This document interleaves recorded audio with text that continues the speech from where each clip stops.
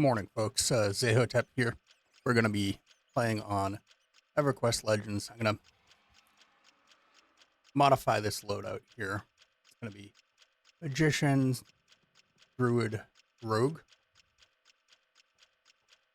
And we are going to swap that one.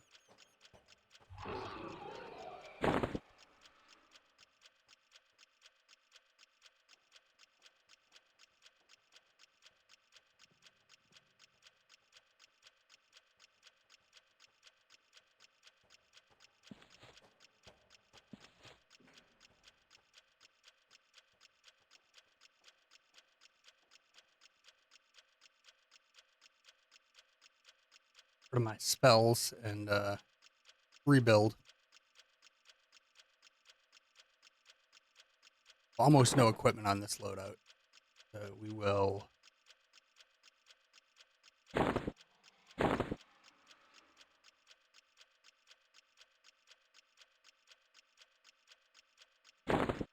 getting stuff on us to the extent that we can.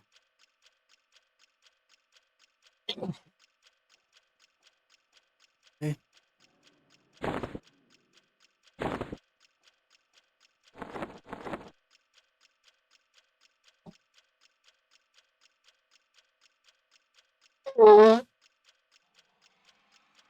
And then we will be going to a dungeon to get. I want to get the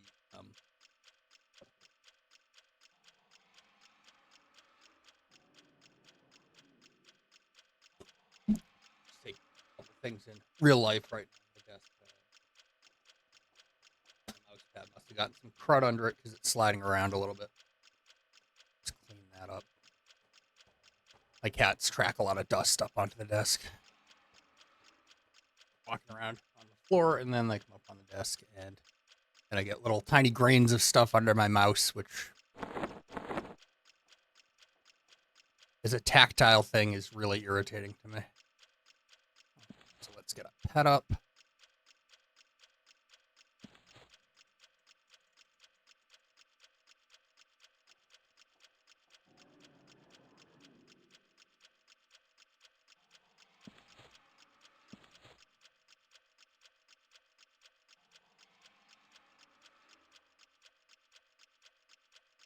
Hold.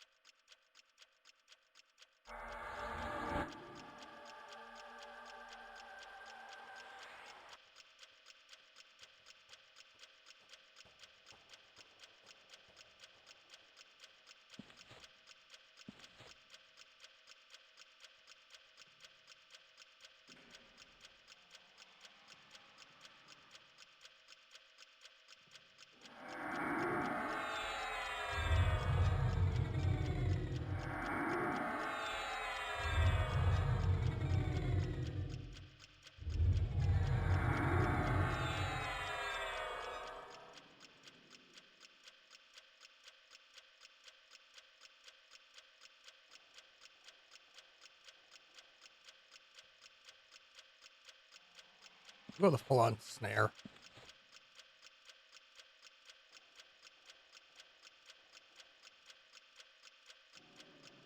No, we'll do tiny weeds. Sorry.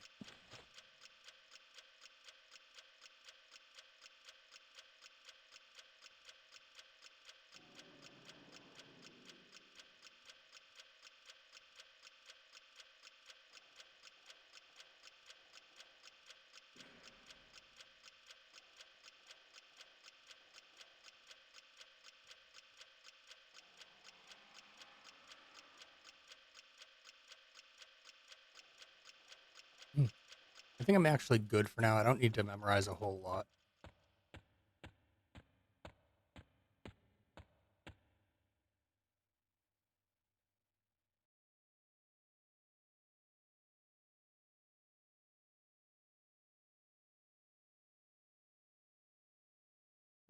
We'll do commons. Go get a couple pieces of equipment from the dungeon.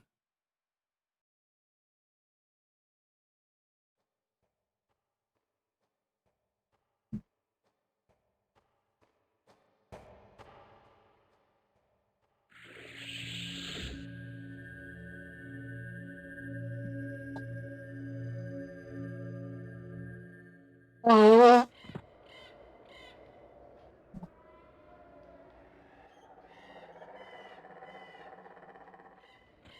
obligatory clearing of the reserve camp.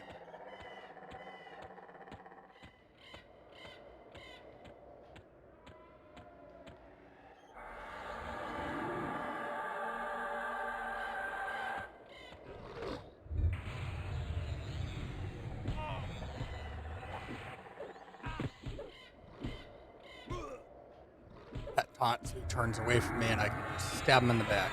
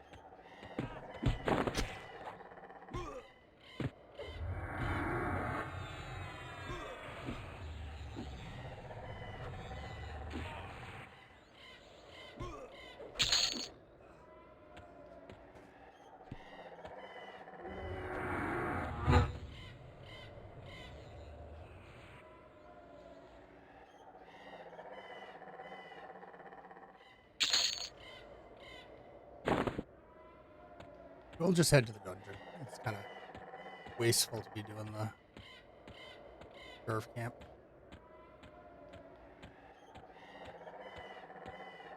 Stop by these inns, see if I can get some. Why am I not able to control things?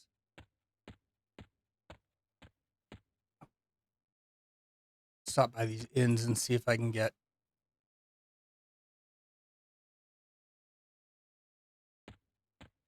some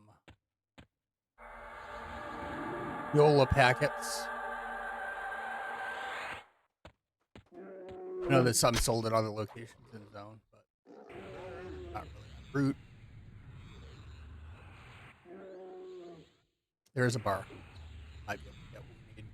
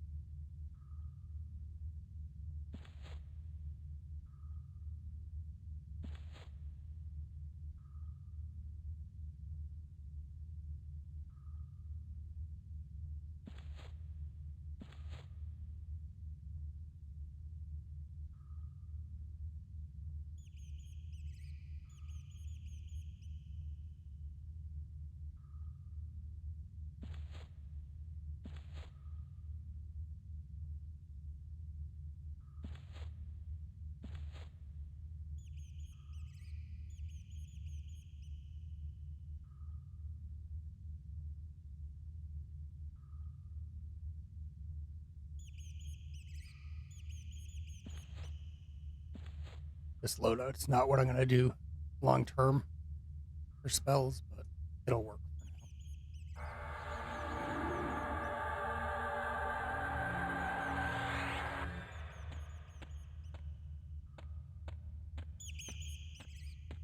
Look at Larod and the chick by the well if she's up. And then we'll head down the well. Come on, pet. You can get here.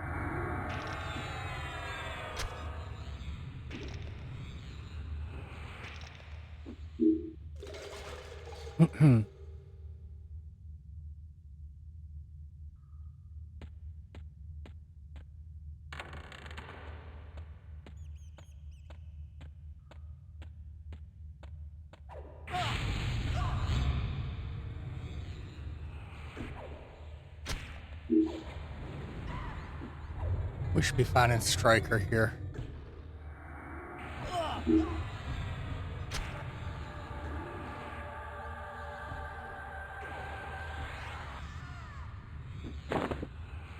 Second one of these is going to benefit me more than combining right now.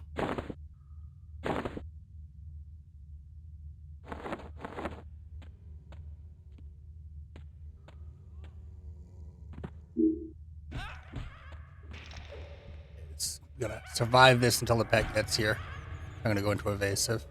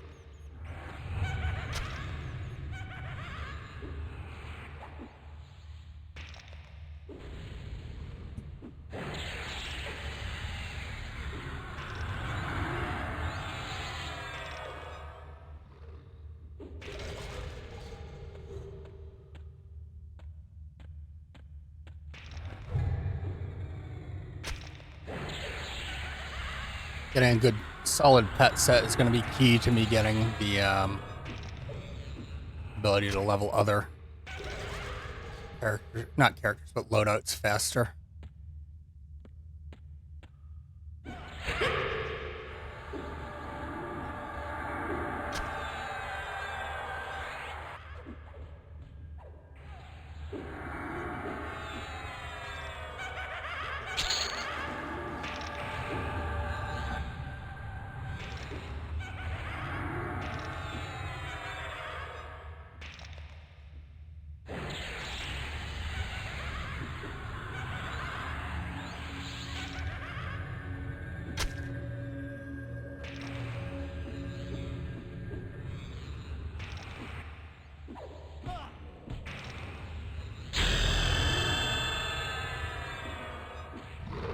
Gynoc.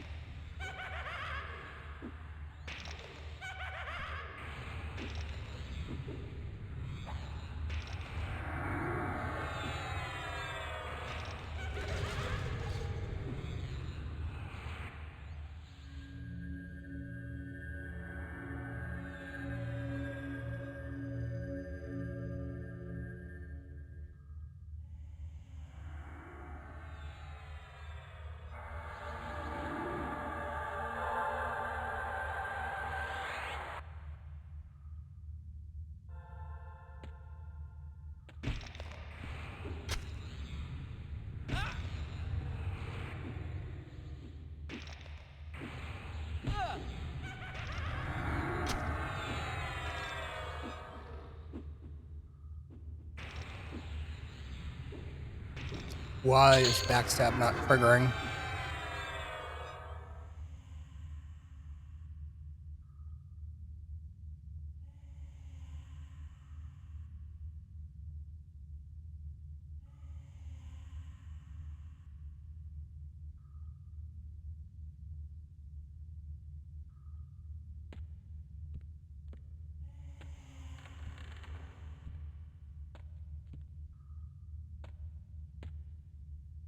Oh, I don't have a stabber, that's why. I need a piercer.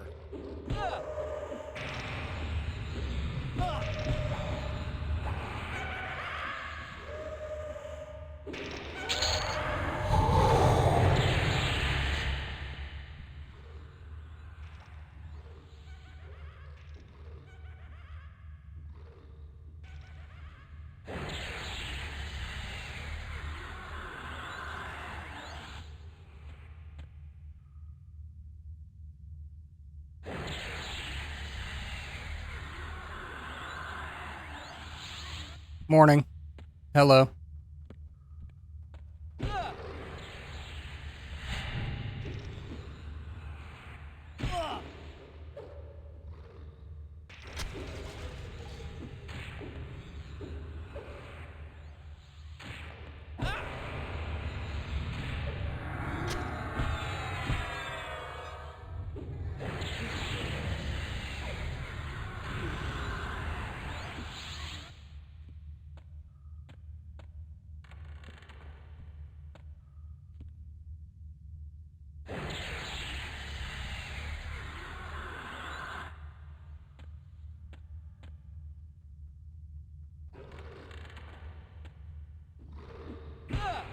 This is going to go badly for me. It's okay, I'll go back to the entrance, head out, get a snake fang. And that'll improve my situation, because then I'll be able to backstab. I don't have a piercer on the rogue character right now.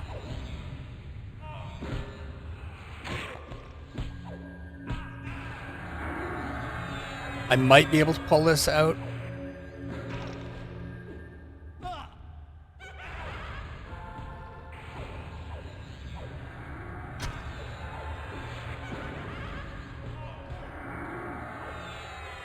Nope, no way at this point with all these ads.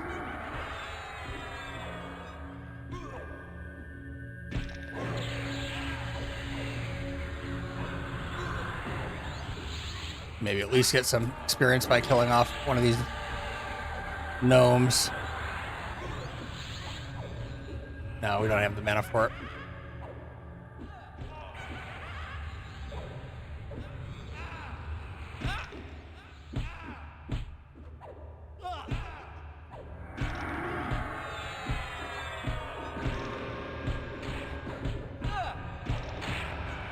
Crunch.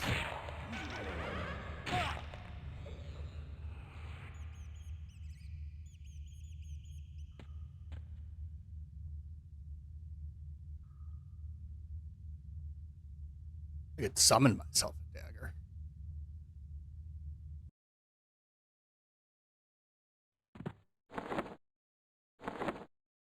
I don't even know that I bought those spells. I don't think that I did.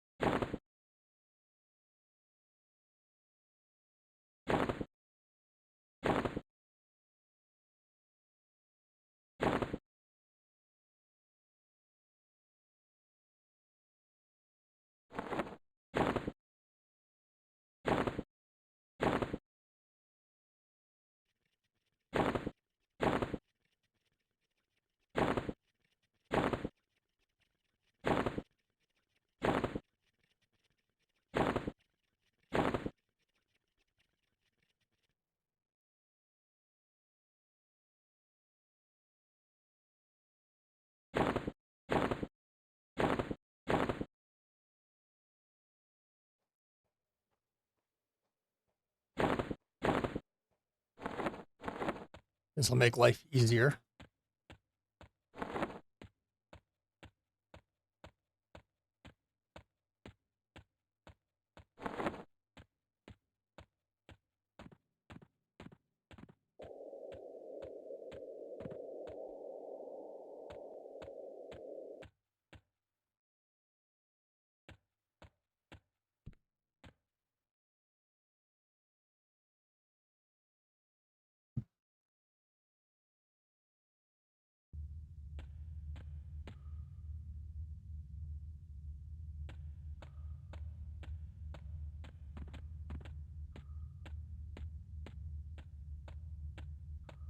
Get the bow too.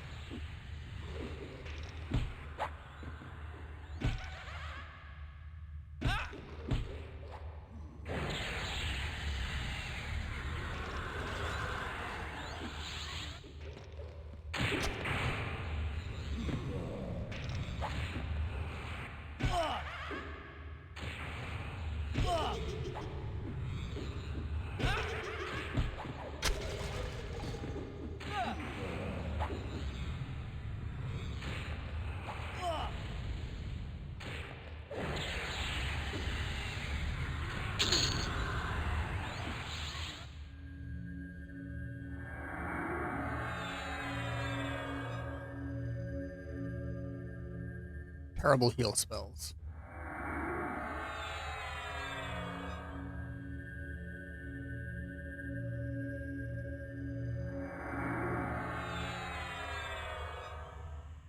Yep, I get a better heal.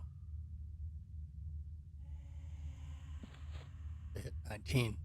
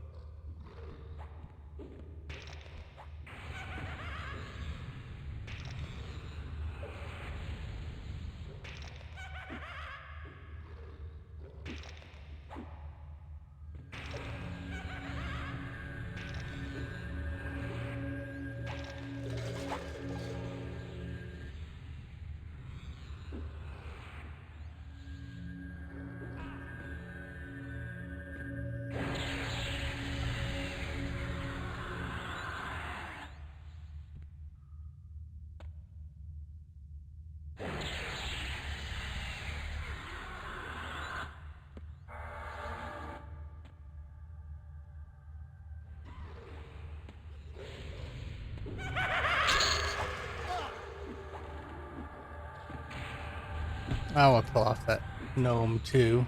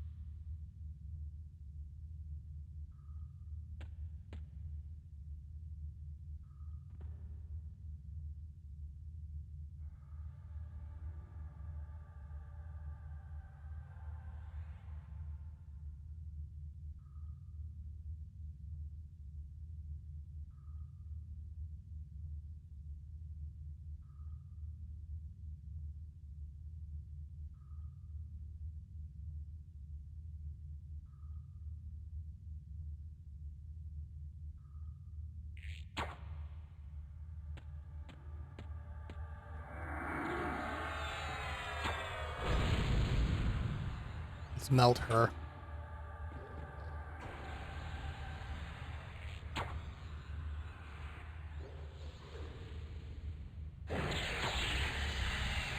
Hey, Ronan.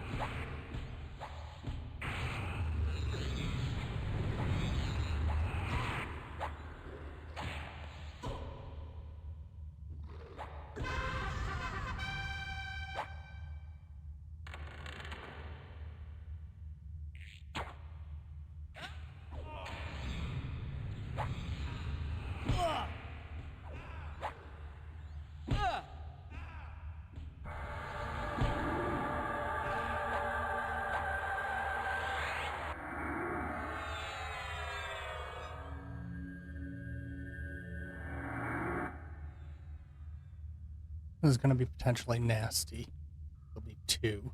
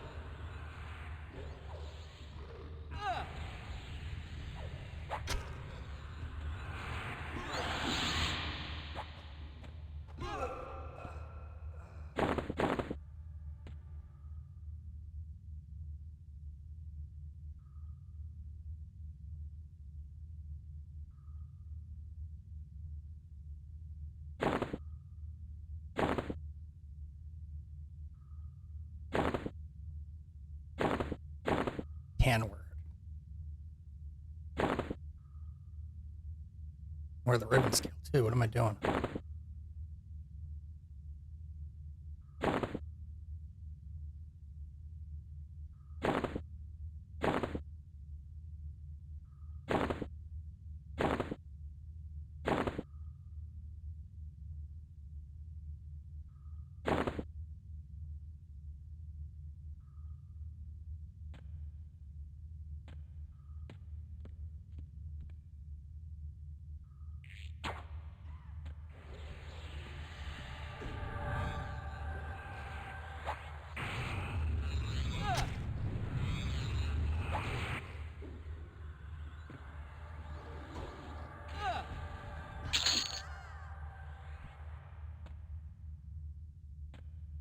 Oh, there's going to be unpleasant.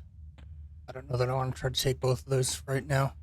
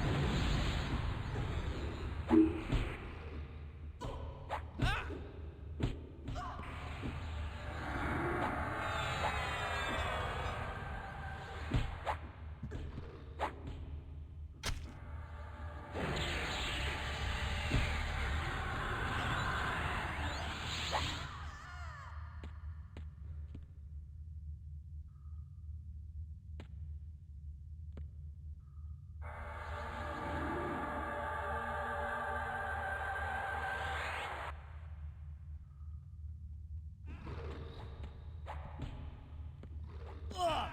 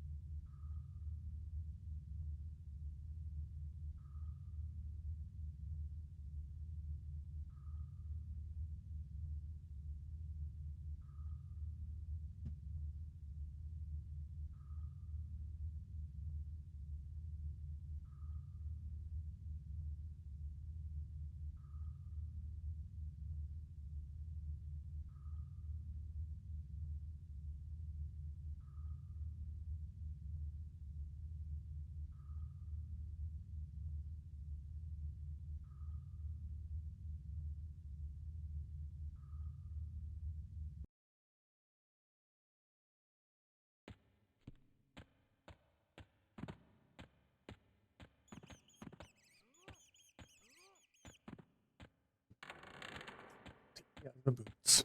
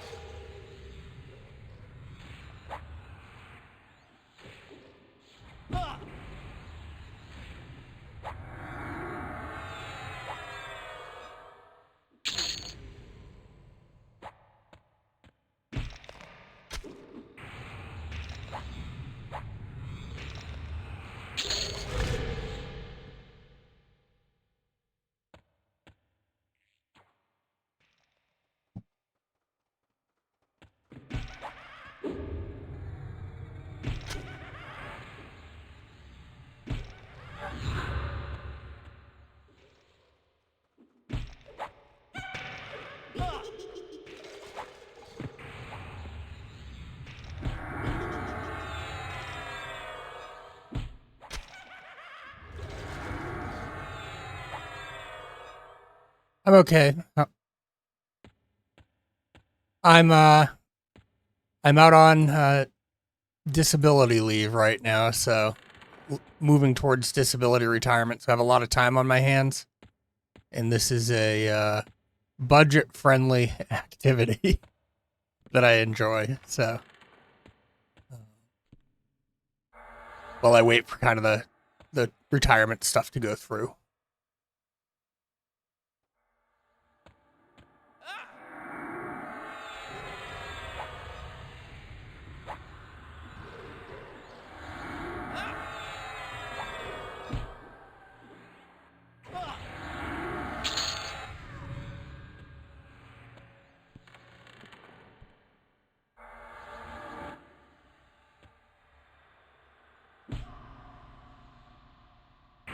I hate stuns.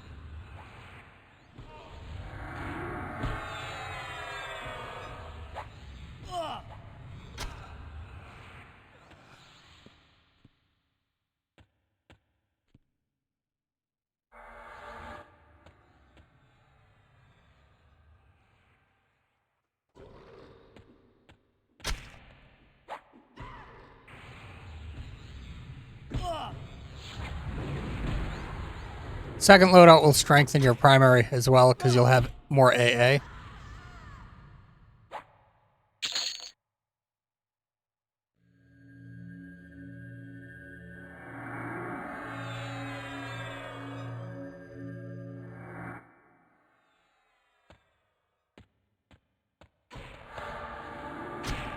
Assuming you don't spend entirely within class specific.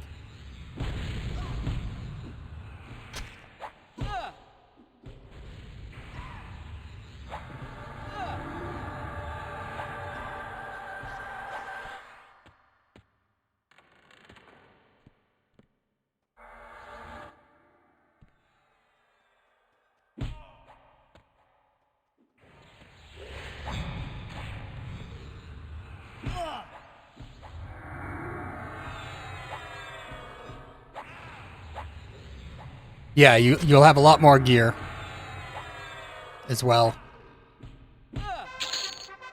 And the benefit of any AAs that carry over.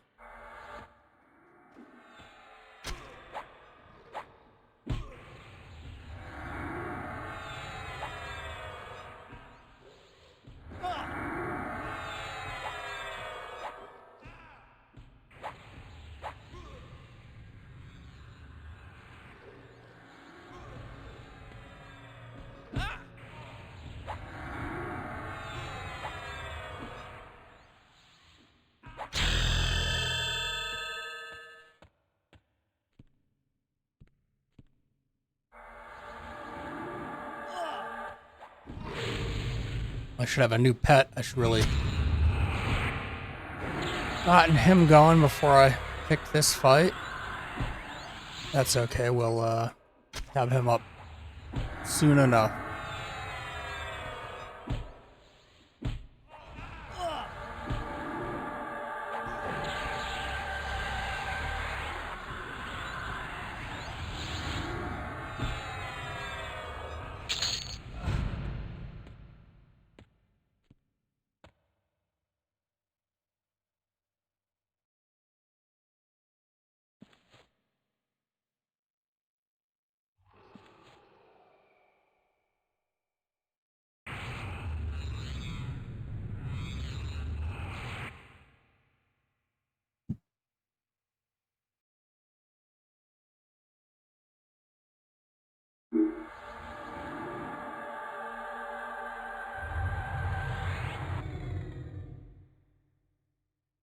Sounds good, Vengeful.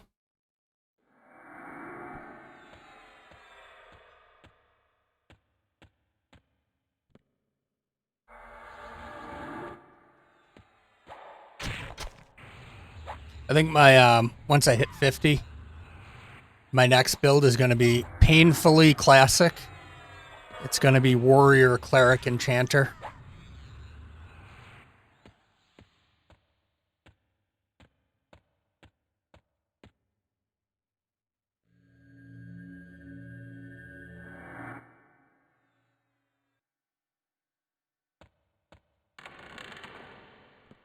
No, those aren't addressed yet. Like, they haven't added them in yet.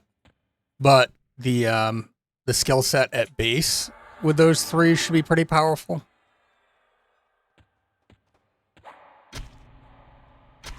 You'll have the good heals. You'll have the ability to slow and haste.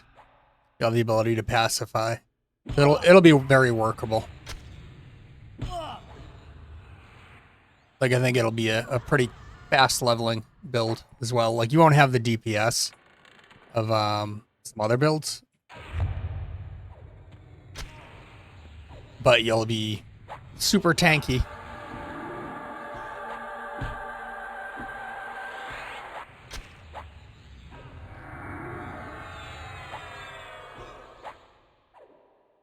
Do you use inversion, Ronan?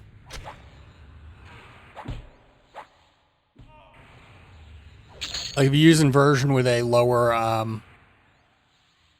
like a more defensive stance, like balanced or evasive, I found they do okay. Or if you step back to do your cast.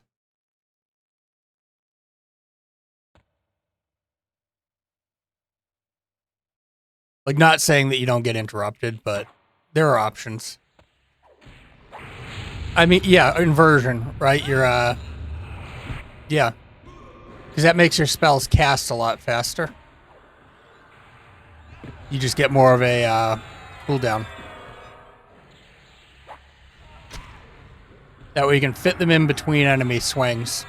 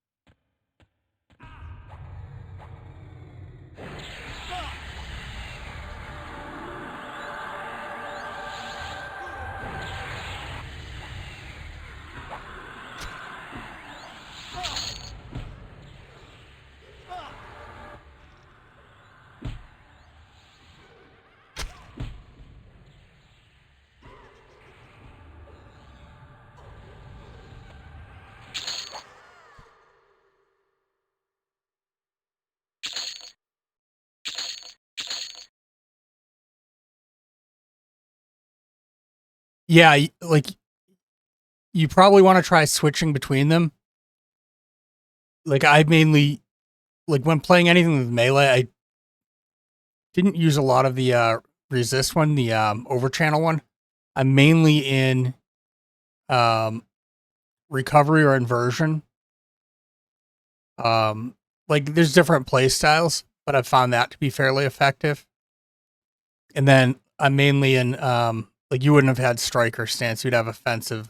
I don't think you would have striker stance on your build, but you would have evasive. You would have balanced.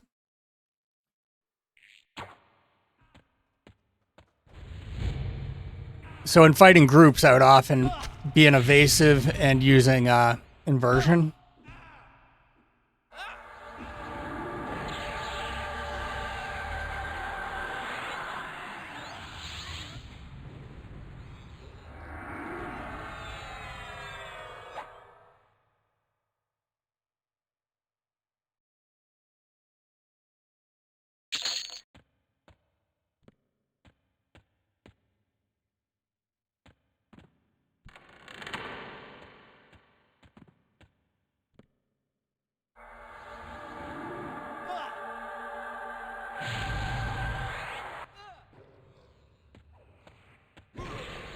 Its positioning is not great. I'll likely get an ad.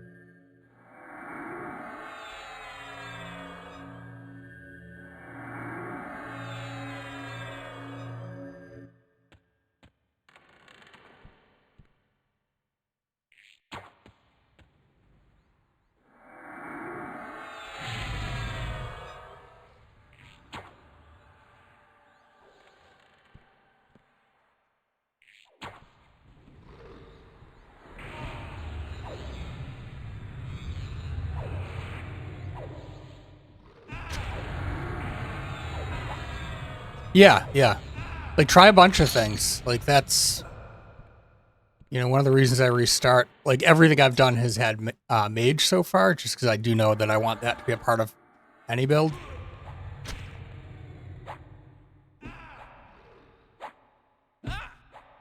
Try what seems fun to you, really.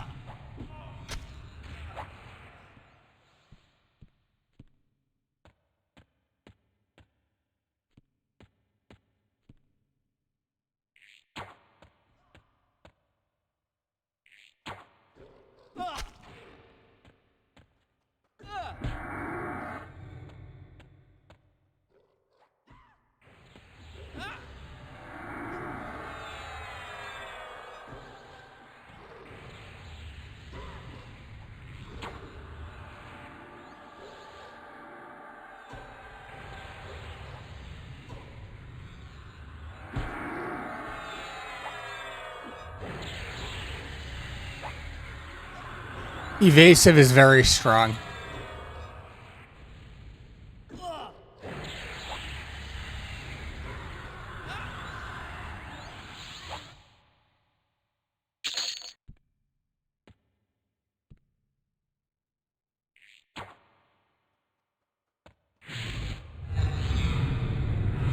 And the defensive stance I think that tanks get is very strong.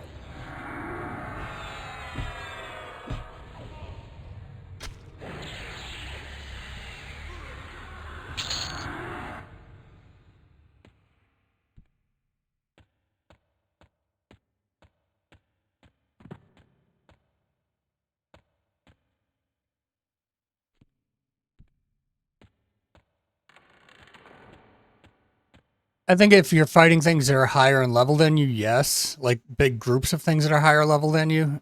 But it doesn't get chewed up that fast. You're well armored and you've got you're taking reasonable sized groups, like if you're splitting things.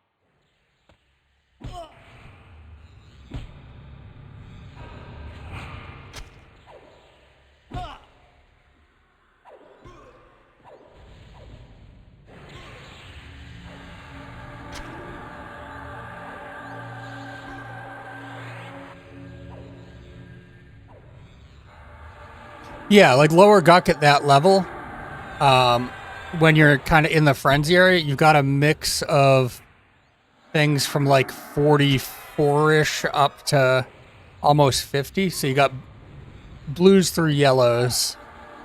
So when you got a bunch of them there, it could be really dicey.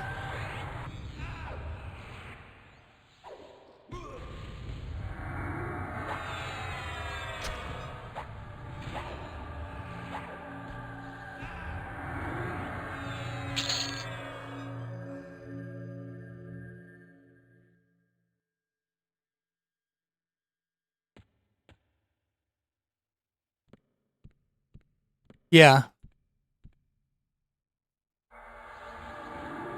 So you do have a few different paths here that you wouldn't have in regular EverQuest. Like you could always go back and upgrade your Rubicite more, upgrade the things that you are able to get consistently more.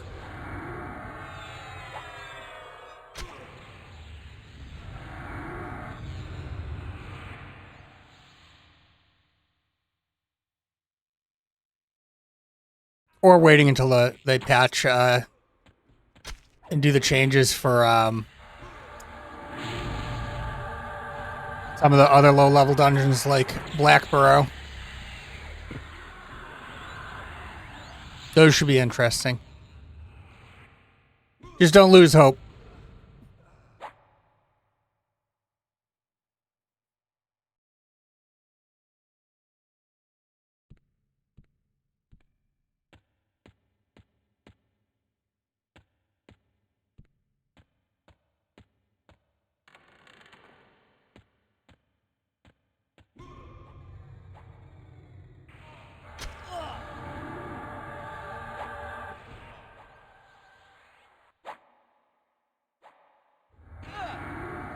Mallow's better geared than me because Mallow has a patience to hang around someplace and just wait until he gets kind of not maxed out, but very high level gear. I tend to be more focused on kind of the leveling and AA piece of things.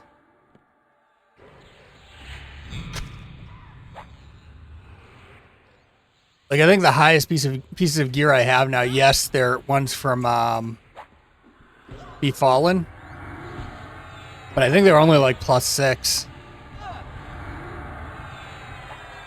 Yeah, like I'm using a Ruby Stiletto +4 and a Baron's Blade +4.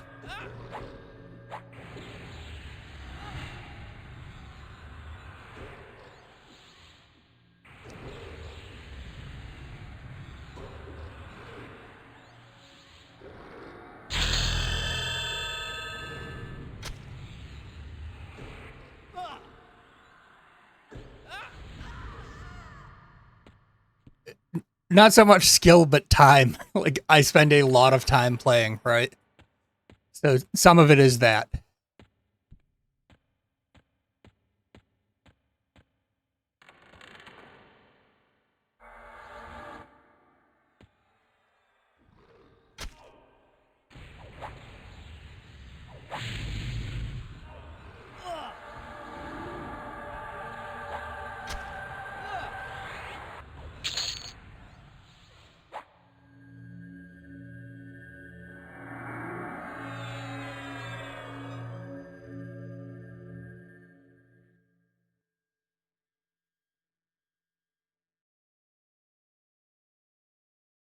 You should try grouping with us later if you're around. If we're all on at the same time. Like, you will find that you get experience pretty quickly in a group.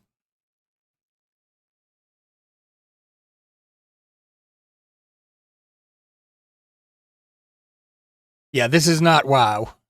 It's moving towards WoW with the making the mechanics kind of more, like, in some ways more complex, but in some ways easier.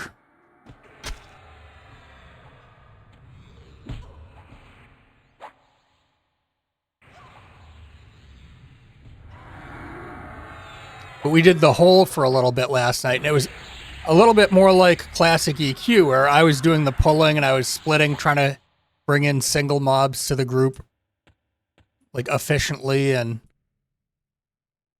quickly, and we did pretty well. Like, we didn't get a lot of upgrades, but we got a good deal of experience. At least I did.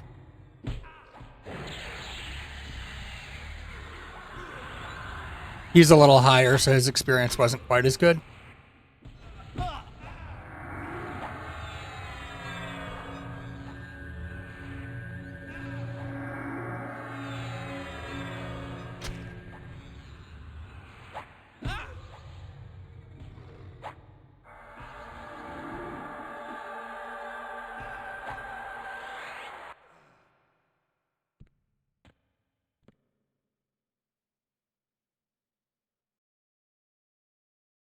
Yeah, and like, don't rely too much on the wikis. Just play and have fun. Like, if doing the wiki thing is fun for you, then do that. But, you know, there's no right way to play the game. I shouldn't say there's no right way. Like, if you're like doing something that's completely not in alignment with the game, I suppose you would be playing the game wrong. But if you're playing the game, doing the content,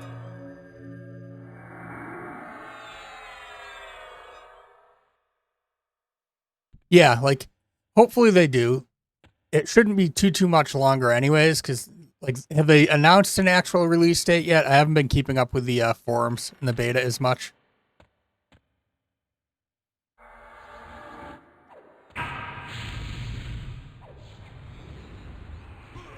Yeah, wiki can be a good place.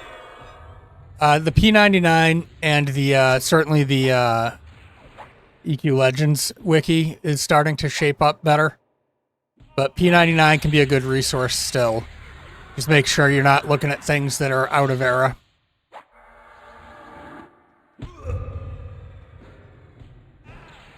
Even Alakazam I've used, like, And a lot of that stuff's not in era at this point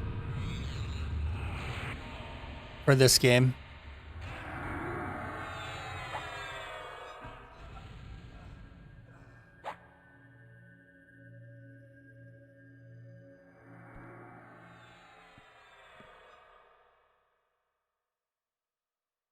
Most of the gear is going to have that kind of frustrating aspect of dropping from mobs that don't always spawn.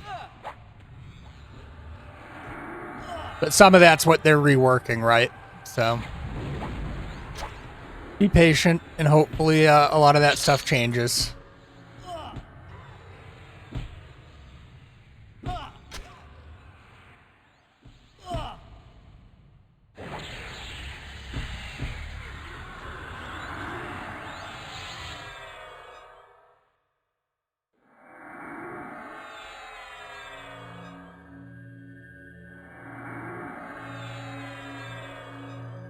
Oh, the polished granite tomahawk, it's 24 hours or 22 hours. I didn't realize that. That's awful. Yeah, that's not great.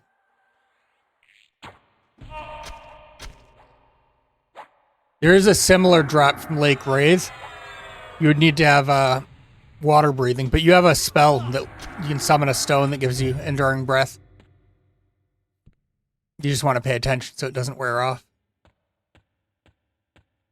Hey, how you doing?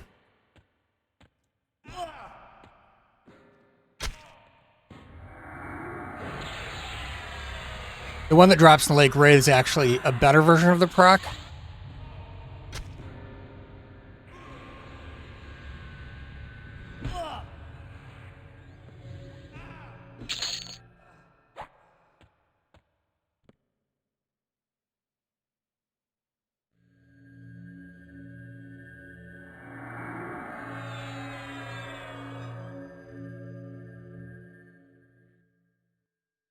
I only have a couple hours to play this morning. I've got some appointments to take care of in relation to the whole workplace injury thing. From about 8 a.m. my time until probably about noon, I will not be on. And then I may be back on this afternoon. I should really mow my lawn. It's getting a little shaggy out there. So I might do that before logging on later this afternoon.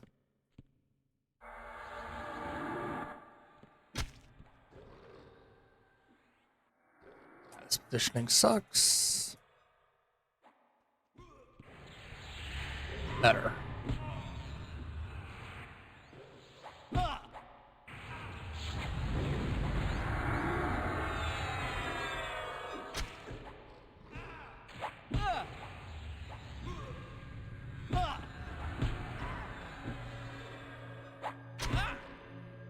Pet's stabber is going to be really good. Because that dagger drops so much. The only thing I got out of Castle Mistmore was this earring. It's got 5 armor, 6 strength. I got a ring, but I gave it to Mallow because it was better suited to his character.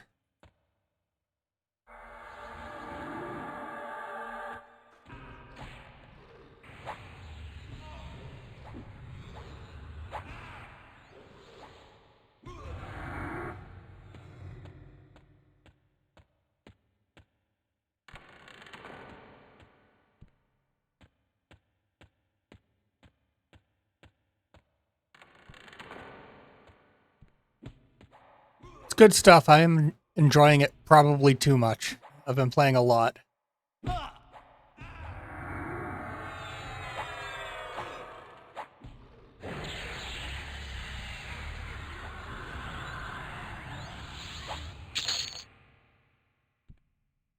I did not play on that server, but from what I've heard from everyone, it is quite different. Some people like THA better. Some people like this better. I'd say don't come into it expecting it to be THJ. Like, except for for its own thing. Druid only adds 1 slot to the pet. I'll show you my pet gear in a second. Once I heal up, I didn't realize my health was getting that low.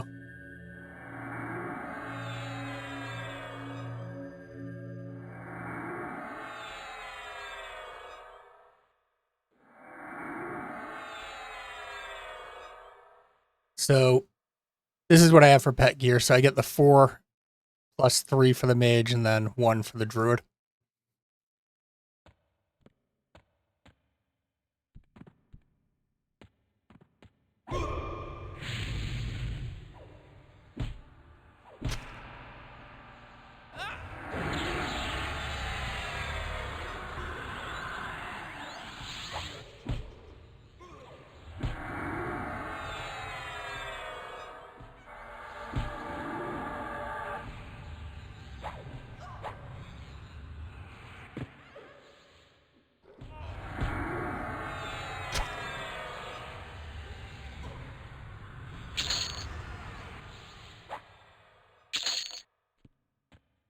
I'm really leveling this character primarily to get the ports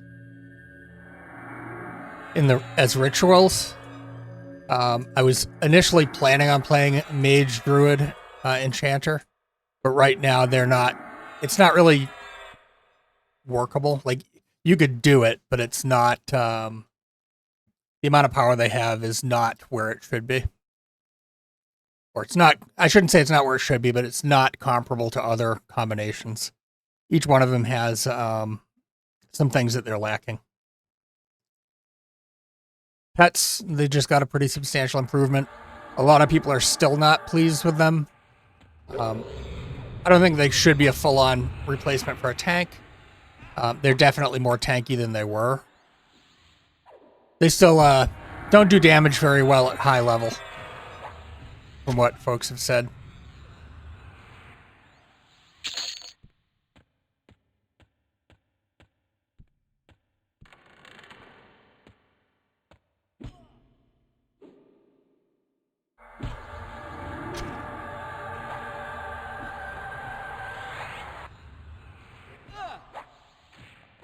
So, everybody has 4 slots.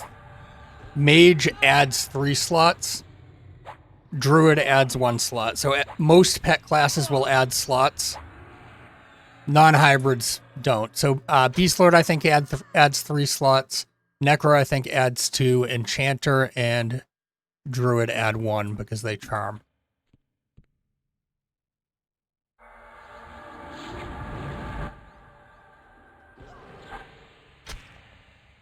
The build with the highest number of slots that I have made was a Mage, Beast Lord, Druid.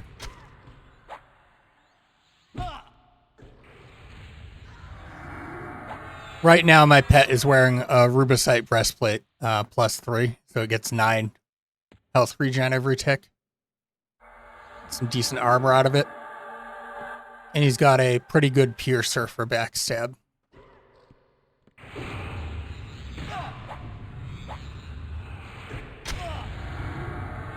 Yeah, he's got this for his piercer for backstab. And Thulian Claws plus 7. Just because I've killed Avatar of Fear more times than is healthy.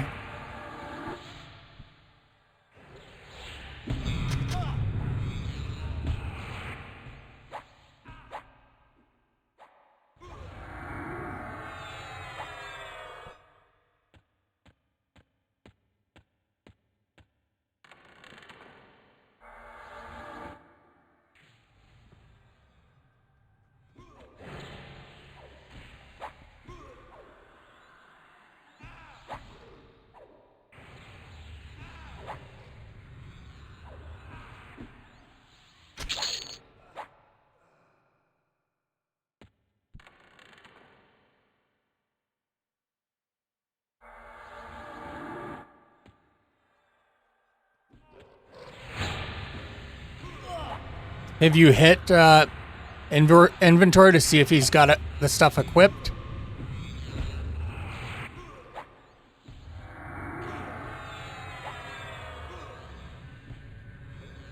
It could be a positioning issue because the pet does need to be behind as well.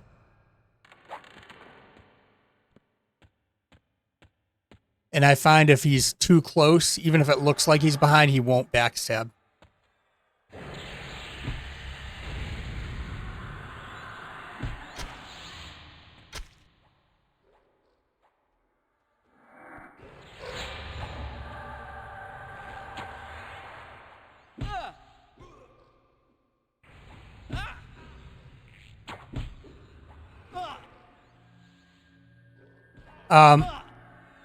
I don't know what you're saying.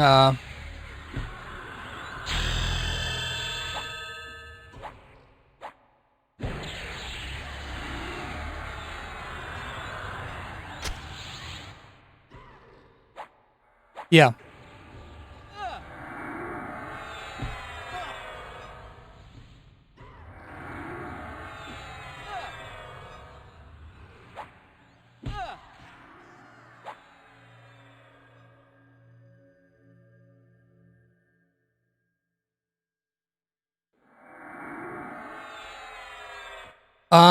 I don't think so. I could unequip and we could find out.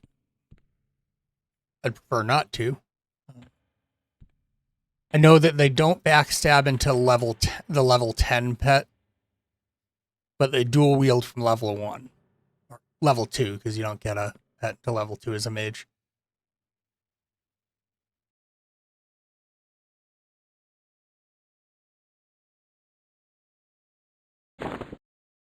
I'll pull this out for now and we can test it.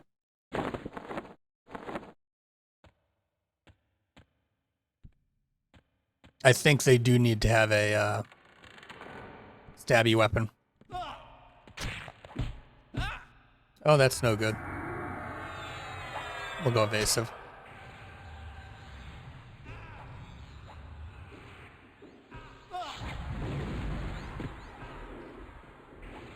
I think he did backstab without a weapon, so.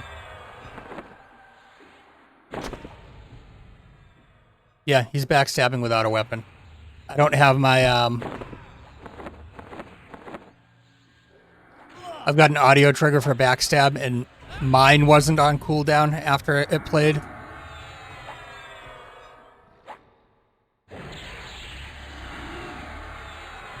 So it looks like he does.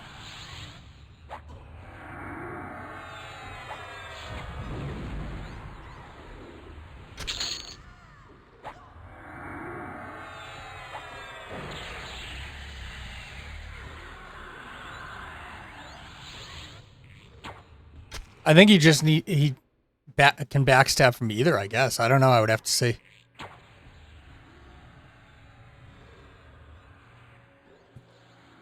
I haven't tested those things. Like, I'm not somebody that dives deep into, like, the parsing and all that. I tend to do more surface level tests.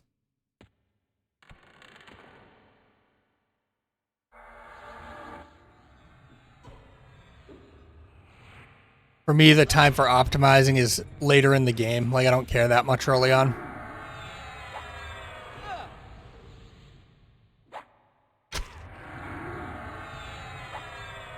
Could work, yeah.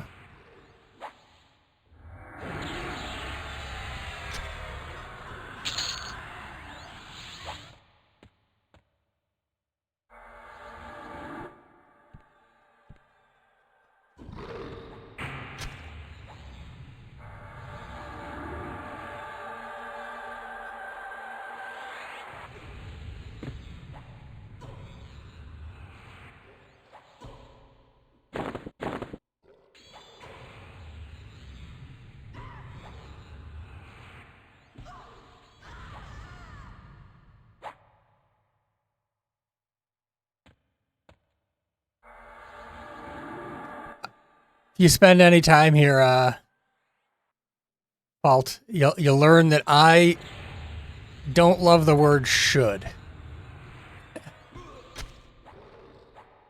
Like, especially in relation to games. Like, it's more optimal, potentially, to play a strong build. But with it being a game that's for entertainment, that might not be what's most entertaining for somebody. Like, what are we optimizing for?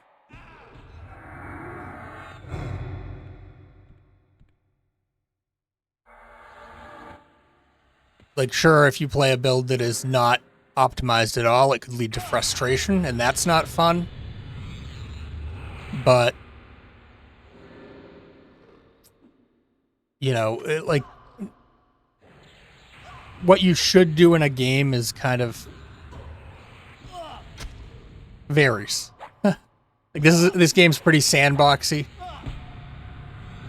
Like, it's not like baseball or something, or chess, where there's very specific rules to play by. Like, the systems behind it, sure, there's precision to them, but none of that speaks to what you should do. It speaks to what's optimal.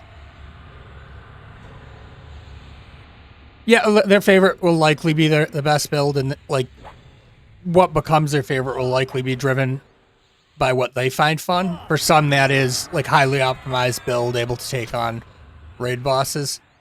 For others, it's, you know, they might prefer group play and healing. Like, so they might build purely around healing, which would be anything but optimal for solo content.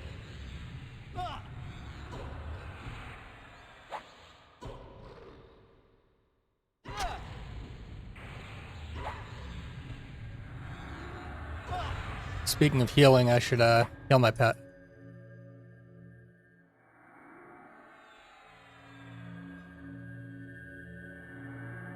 Like, I don't disagree that there are kind of optimal paths if your goal is to take on the hardest raid boss or do the most damage and things like that.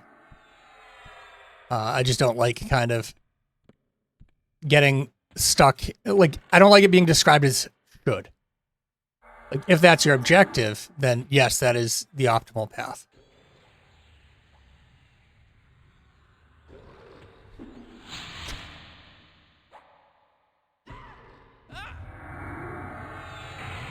Or there is an optimal path. I don't know what that optimal path is.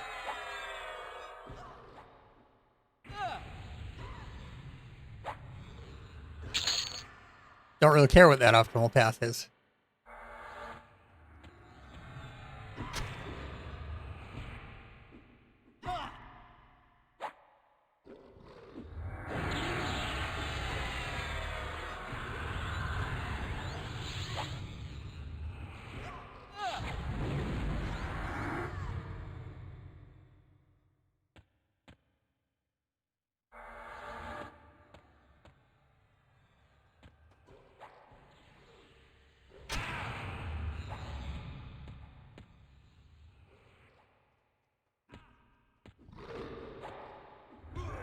Yeah, you could do that.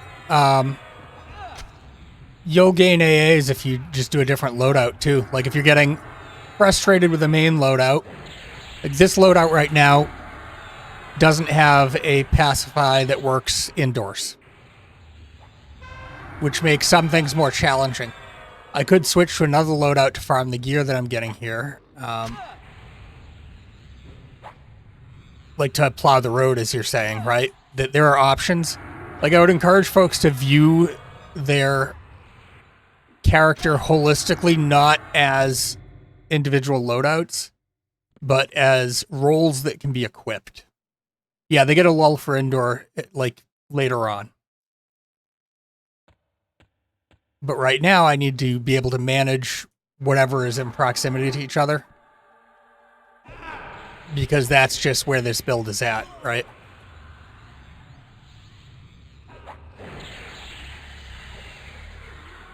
Yeah, you get Harmony of Nature a little later, I think at like 26 or 30, somewhere in there.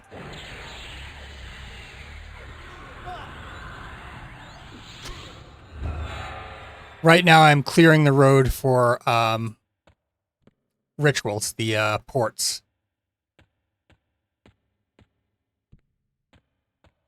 And getting, like, focusing primarily on AA that are either general or archetype for this build, because the The ones in class, other than Magician or Rogue, I'm not going to use much.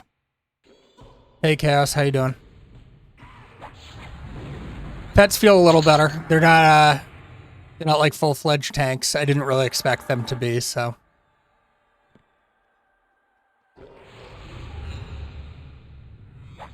It's not bad.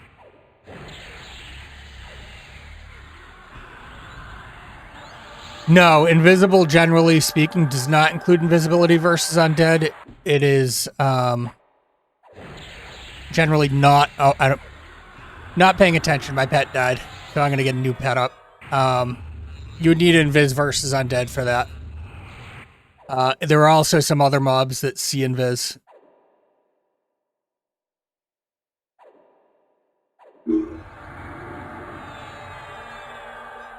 So if you're new to an area, it can be good to on things and see if they give you the message that you think this can see you, or paying attention to whether it's indifferent or ready to attack.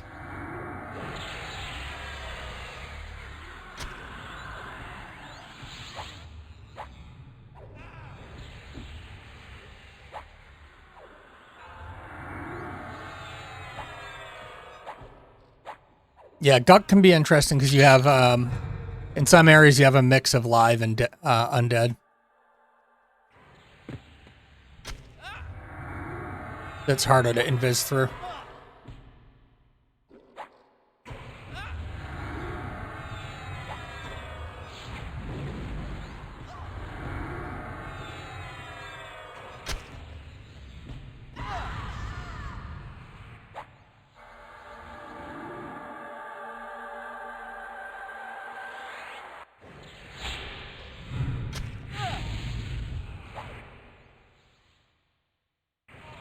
Fault. I do think that most people are going to have more fun with a group that has less friction.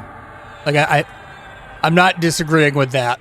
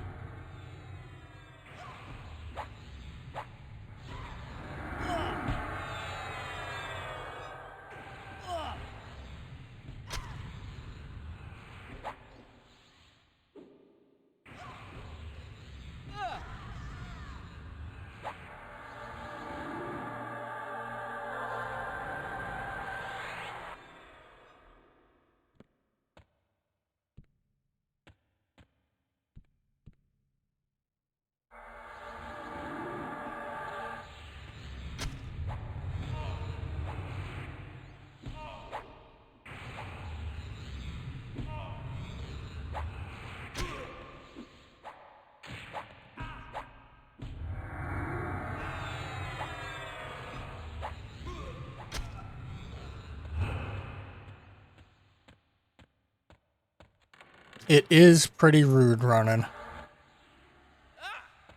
for there to be that mix. Are you in game at this point? Or are you still working? What time is it there?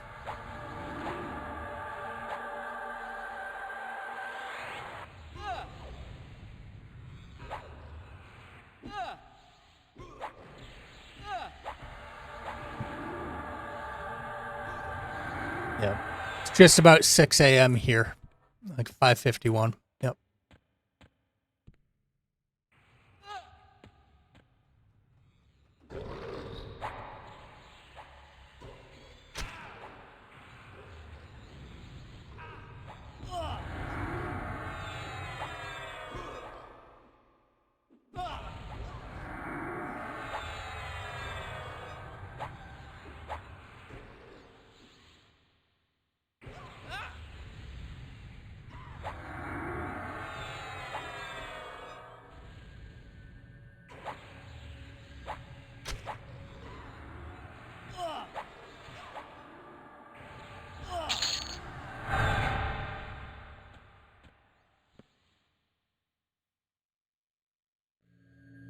Get a little mana here.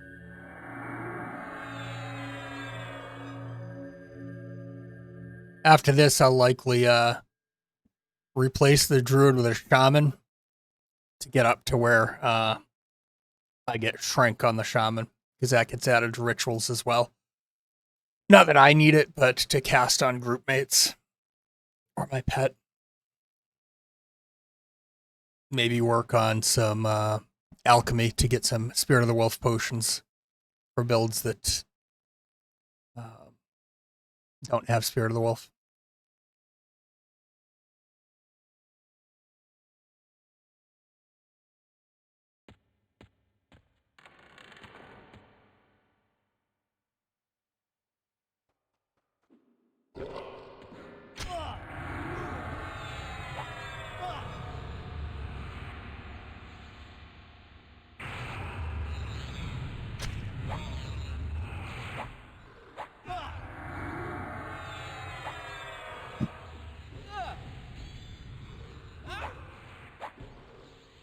That is correct.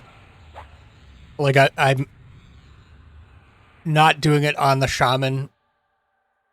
Just shaman reminded me of it. Like, I've done alchemy on other loadouts. I delete my character a lot. That's why I got the last name deletes in game. Testing the low end stuff.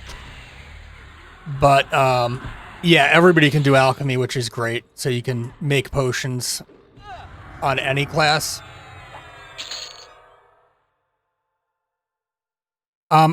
Like, alchemy is not. You would still want an enchanter somewhere to do your jewel crafting. I think that tinkering is still gnome specific, but alchemy now any class can do.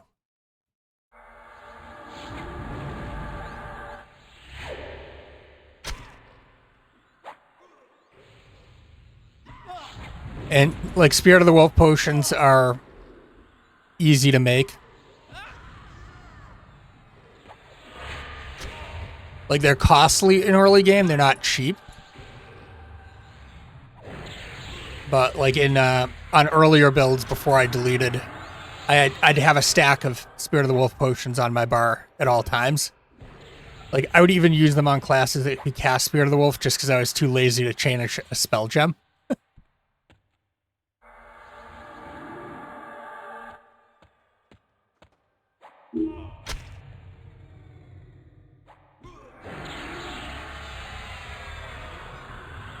With the interface, like with this interface that you can use, it's easy to set it up to go. Like, so let's see, what do I have here? Do I have spider silk?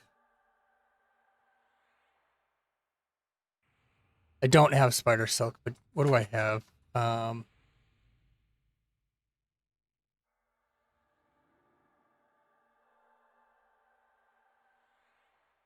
Okay, so I have enough to make 35 tattered masks. I can tell it to make all and draw from my personal depot. And like anything that's trade, I just send to my depot. And as long as I don't close this window, if I hit combine, like I can drag this window down so it's not covering my screen. I'm just going to pump out tattered masks and skill up. Like, I can't skill up from those anymore, but I could be doing this with potions. Like, it'll stop during the fight, I think, but nope, it doesn't. It keeps going.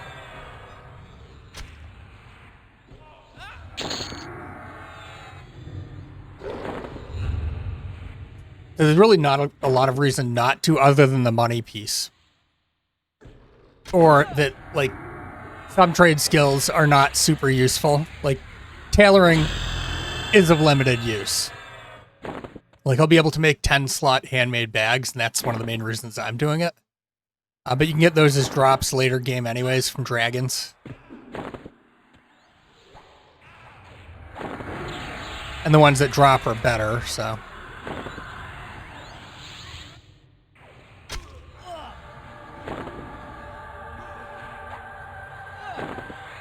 Early game, it could be an okay way to fill out some slots.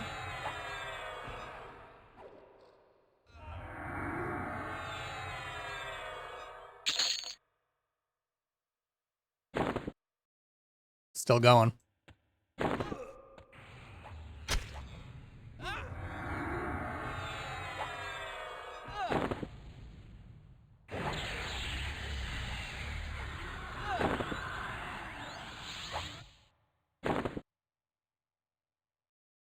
Yeah, you'd need things maxed for things like artisan seals, but like I'm talking most folks, you know. I don't purport to be like an expert on endgame stuff. I'm just a guy who plays the game.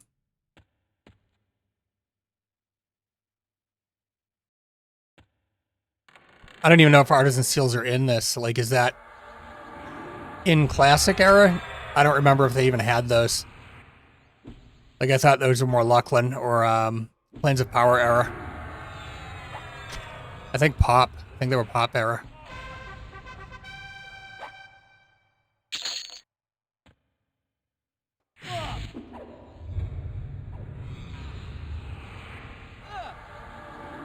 Yeah.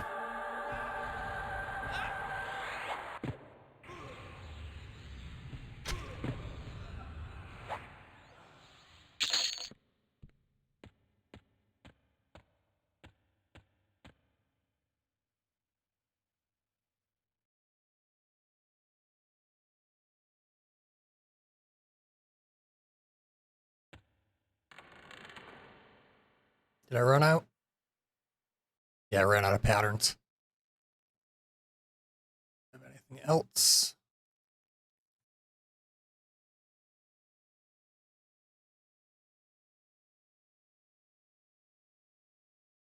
Yeah, like it's one of those things people can do or not do trade skills.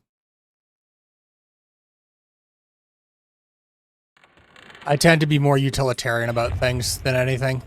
And if it's useful for me, I will do it.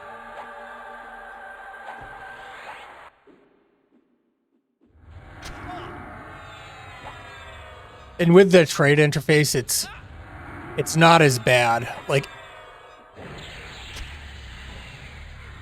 I would advise if anyone has any inkling that they might want to do trade skills, just send everything to Trade Skill Depot.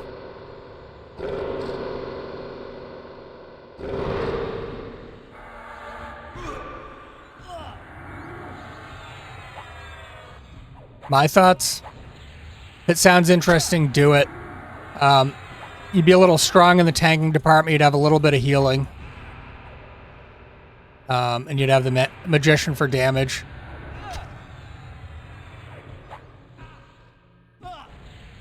Like, I haven't done deep dives into those classes. Yeah, Shawl Quest was fun. I had the, I think the first tier of the Shawl that had Flowing Thought back in the day.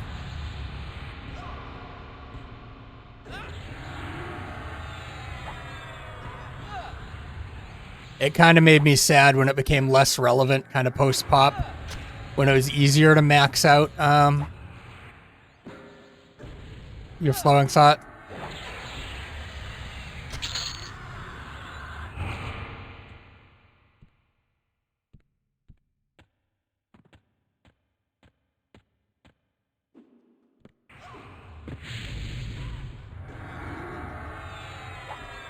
Yeah, those quests, that and the Coldane Ring quest, were some of the earlier ones that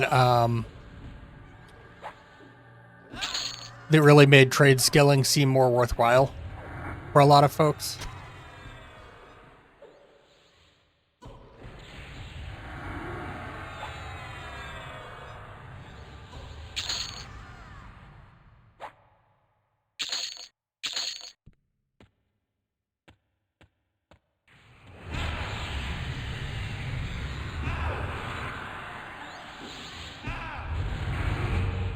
Pull him out of here. We'll pull him out so I'm not stuck against the wall.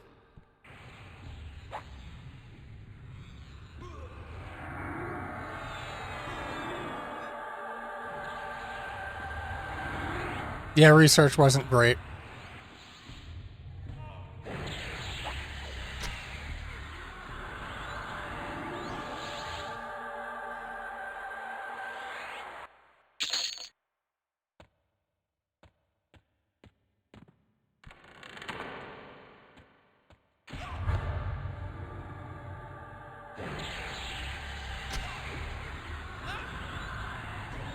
They do. Like, a lot of people aren't into trade skills, though. And that's the thing, is it's like whatever floats your boat. They're the people that find just hanging out in town and chatting, or that are like trade skill goblins. And it, like, I very much enjoy that gameplay on WoW, but I did not enjoy it on EQ. I'm not going to fault somebody for if that is their preferred way of playing. It's just not my way of playing.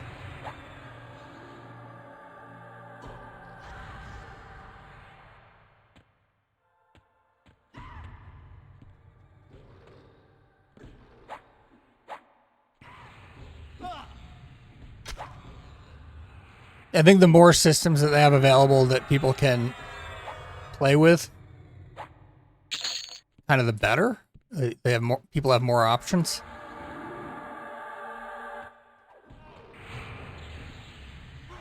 Hell, if somebody enjoys just doing pottery all day in game, fine. It's not where I would focus my energy, but I'm not them.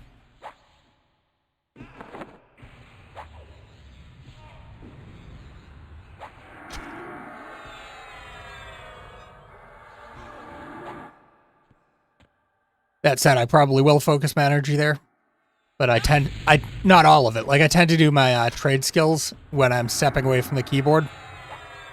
Like the ones that are tied to crafting stations, not portable crafting tools. That I do wish. I wish they put in the, like the portable spit and things like that.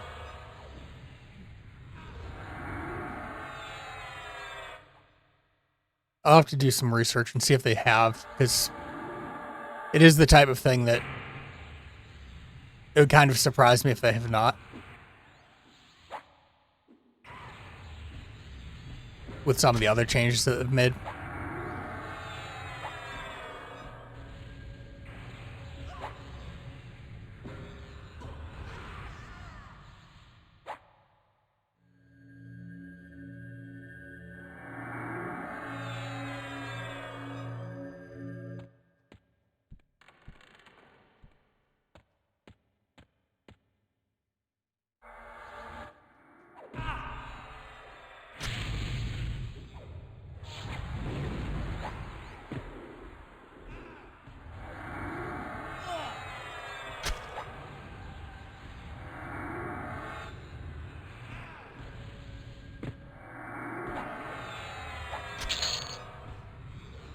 Yeah.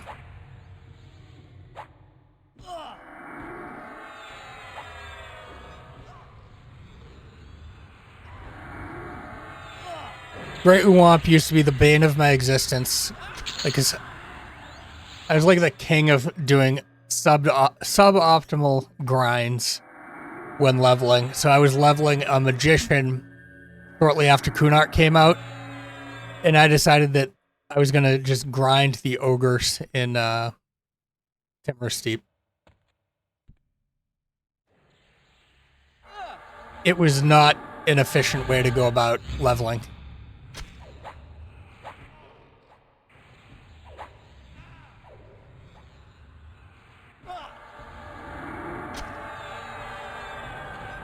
But Uwamp, when I would accidentally pull him, it was not great.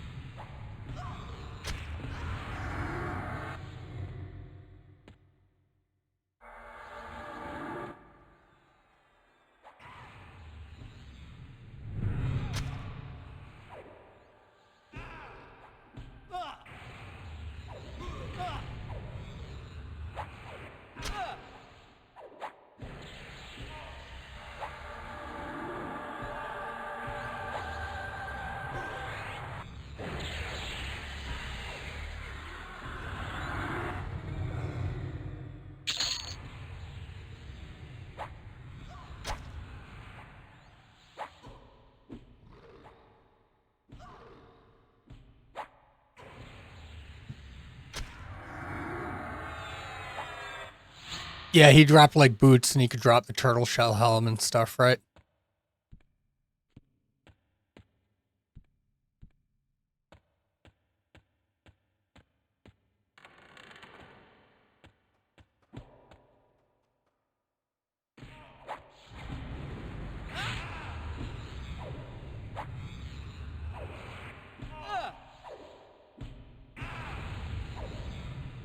Similar to the ogres in Piranhas.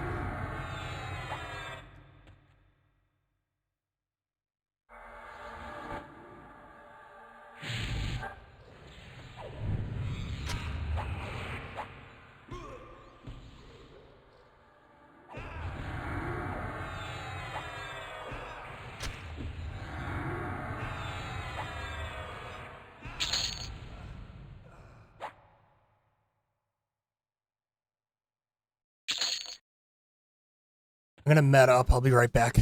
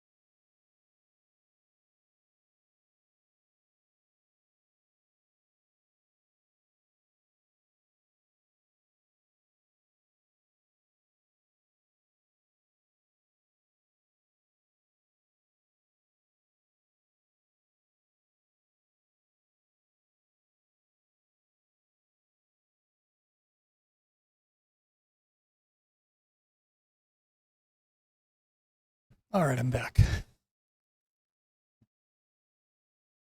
grind out a few more, and then once I hit 26, that should give me all of the locations I can port to.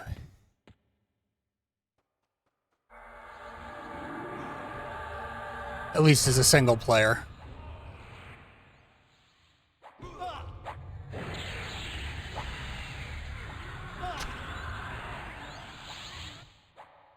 And I'll get some of the group ports then too as well. 2 as well, like, to be redundant.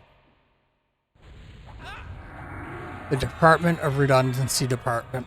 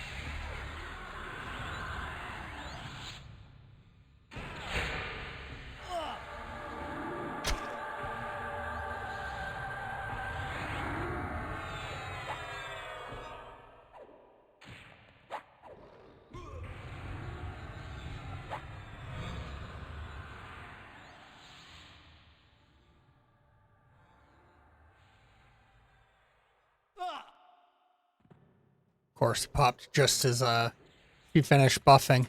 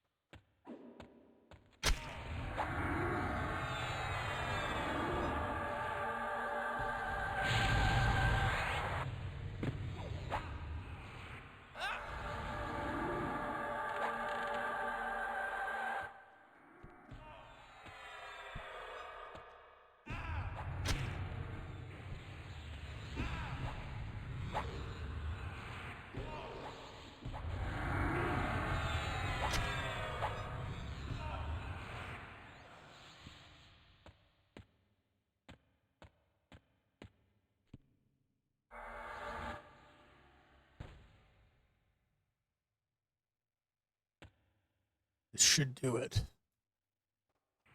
We'll wait for the other two to pop, and then we'll kill them, pour it out, and do the quick shaman level. What level do they get? Rank 16, so that won't be bad.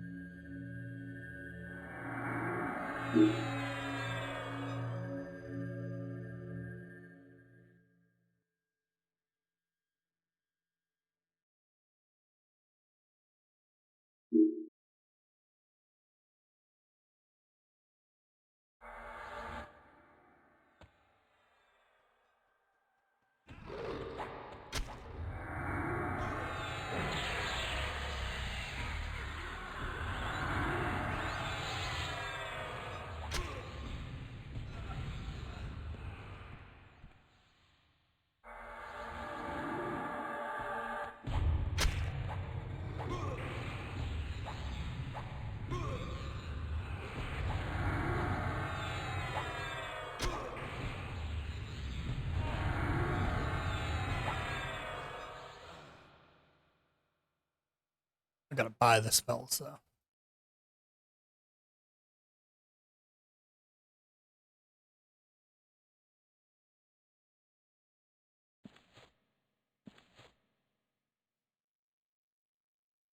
Thanks, Ronan.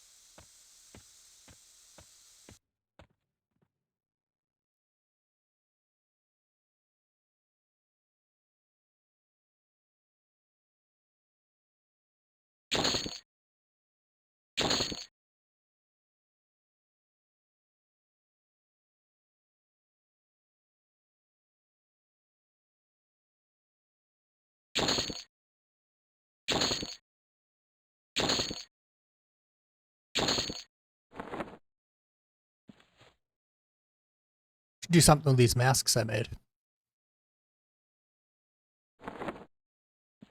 Might actually, well, I don't have a mask, so I might as well use them.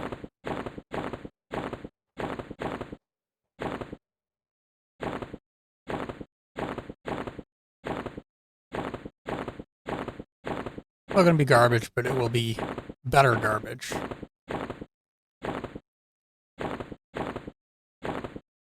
Like if you were a Lobie hunting in common lands and had a bunch of wolf pelts, ruined wolf pelts.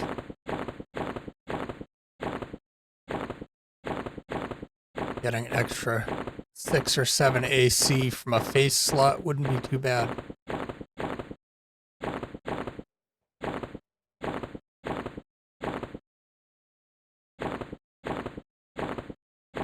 The sewing kit's going to be full of masks too.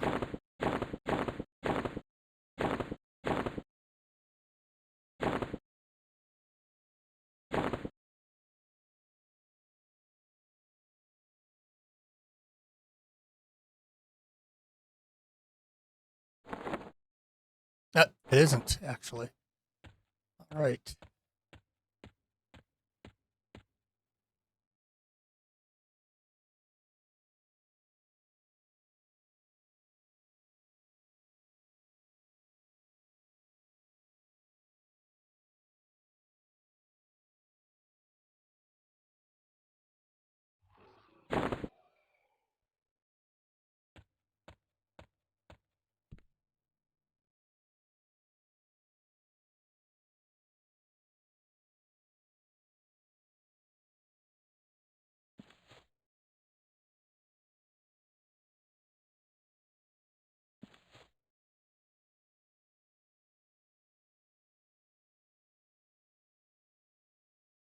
Not a second primary, but a second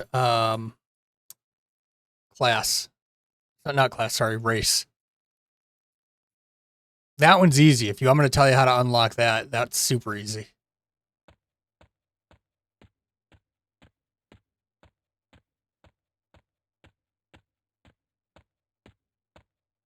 You just need a little money.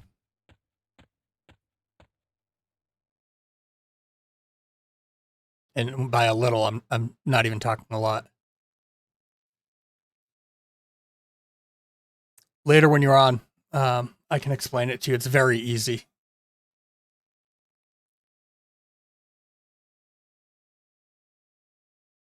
For dark elves, at least.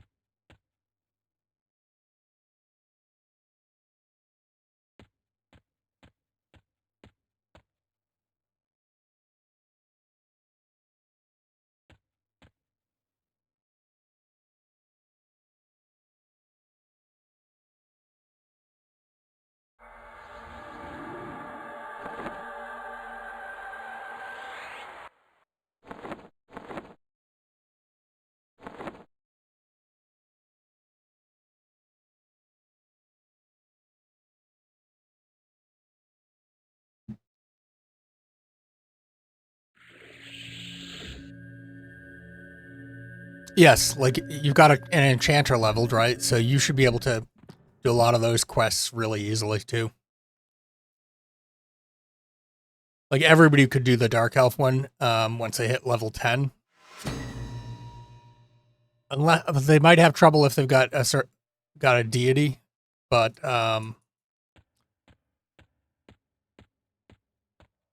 if you can get into Neriak Third Gate and not get killed by folks in the library, you're fine. You'd be able to get the dark elf race unlocked. I know that you would have enough currency to do it too, because based on your level, you know, you'd be fine. It would be trivial for you. Others have gotten relatively close to unlocking, as far as if you look at the little checklist, but the last thing you need to do, the last factions, for a lot of them are not easy. And by not easy, I mean tedious. They're anybody could do them. It's just a matter of sitting there and doing a ton of combines. Because the Dark Elf one, you just have to turn in a big stack of the same item, and you will get the faction you need. Some of the other ones, the quests you need to complete, are ones where you have to put the items in a container, hit combine, and then turn that container in. Those ones are going to be obnoxious. Those race unlocks are not going to be fun. So pretty much all of the other races have at least some element of that, or some element of farming an item that is not going to be necessarily fun to farm, like shark meat or lion meat. Yeah, doable, but tedious.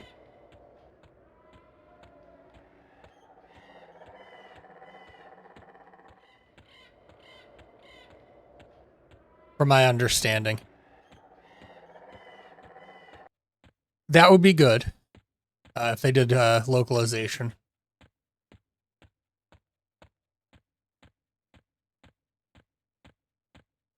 Language access is important.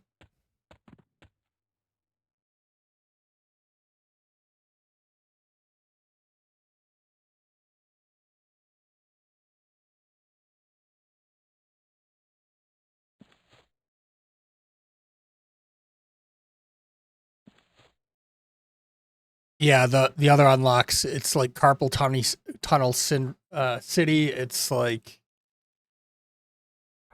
tedium and time consuming to farm the items.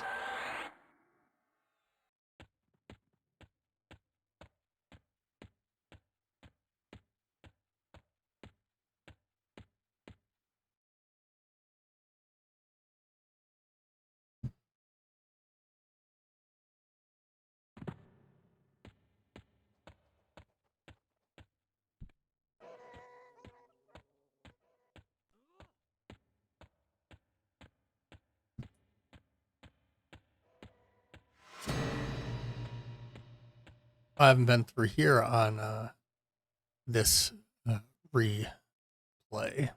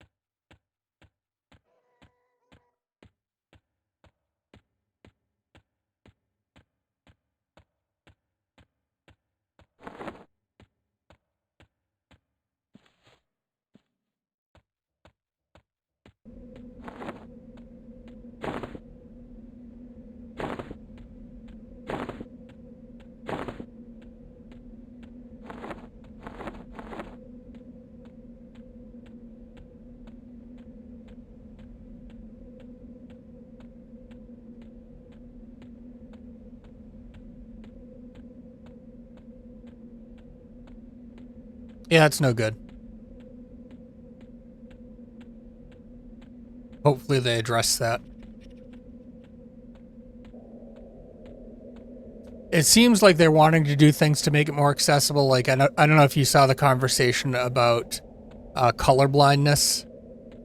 And while language access is distinct from that, I think it is in the same neighborhood where they want people to be able to access their game.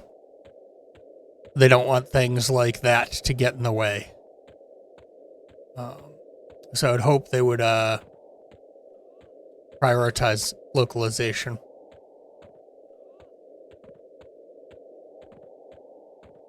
Yeah, like it's one of those things where you would hope that they would make it a priority, but often it's treated as a nice to have rather than a need to have.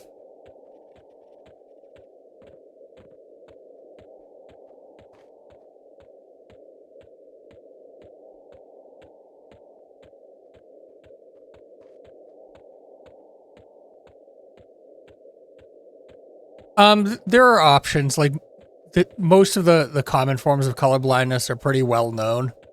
So they could have, like, World of Warcraft has checkboxes for the various types of color blindness that are most common. Like, I know that I am colorblind, and I do have a difficult time distinguishing between, with my target rings, a yellow and a green con. Um, I just know the level range of the zones that I'm in, so most of the time it's not an issue. And I can also see the level of things in text, and the text colors are more distinct than the target rings. It's one of the reasons I got the target rings I did, is because I would have a even more difficult time. Like the red, the green, and the yellow all looked pretty similar to me in the target rings on the ground with the default ones. So getting things that are much more distinct made it easier. Like I can at least tell the difference between them now, most of the time. You couldn't get a target ring running like what I have.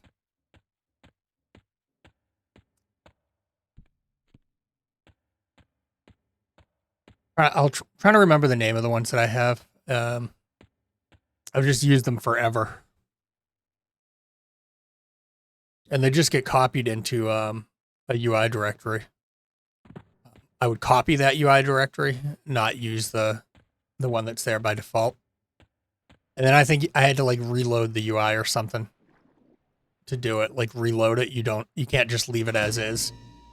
You would have to reselect it and reload it.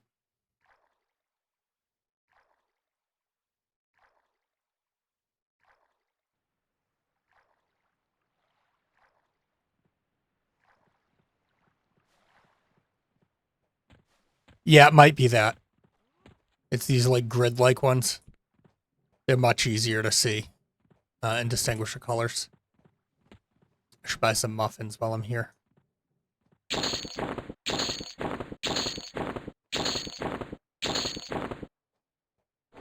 I bought a few muffins.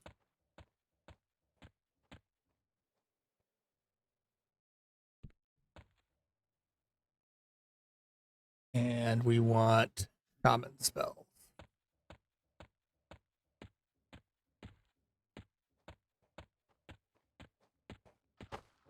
Enjoy your lunch, Ronan.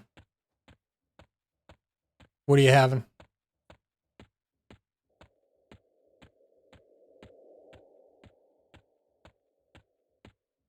You can let me know when you get back.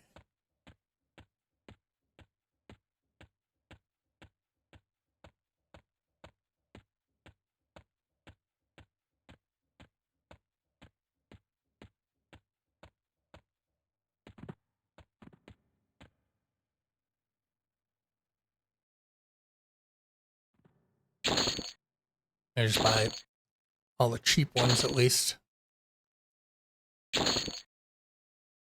Up until the level shrink, because a lot of these are going to be duplicated with other classes.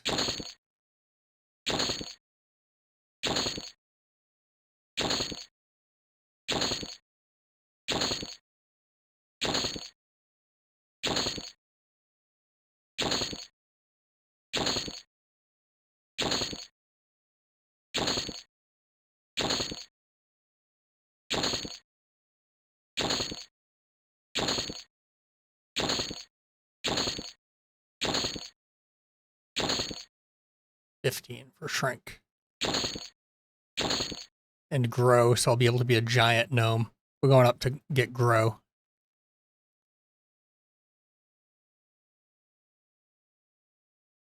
Inventory full? Yeah.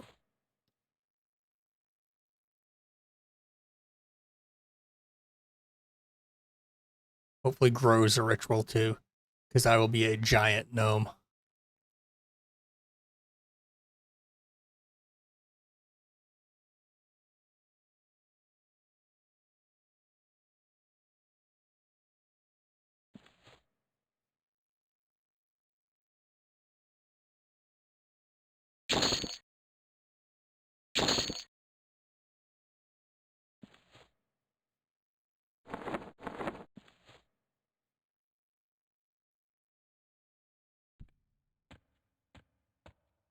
And we want to grab alchemy stuff. And these vendors, okay, we got medicine bag.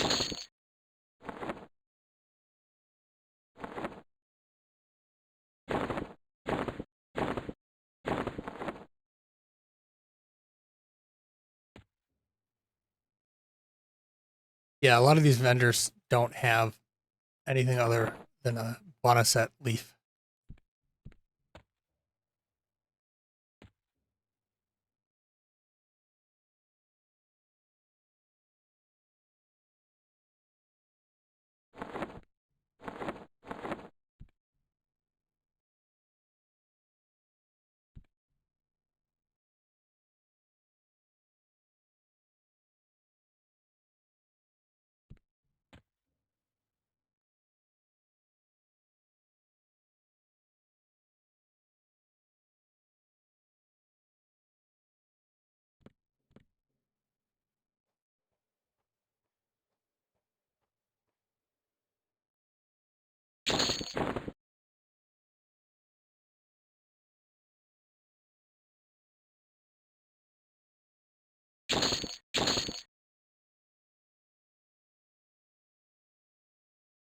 What was the third one for Blood of the Wolf?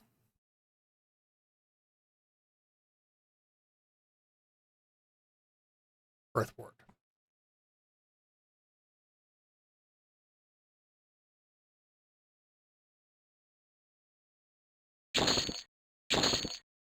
I don't know that I have a strong opinion on that. I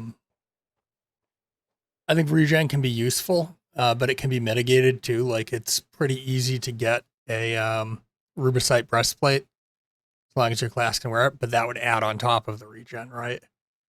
Um, I'm not saying it's not worth it, but it probably wouldn't be a huge influence on my decision unless I was playing something that could convert that into mana. Then it might be more of an influence. Um,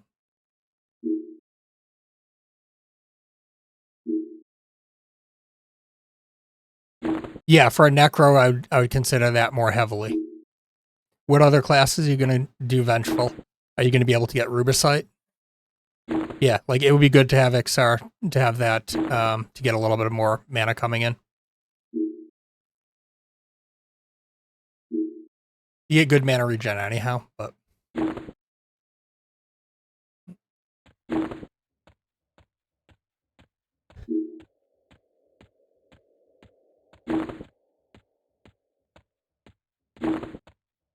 this is what I call lazy man's trade skilling.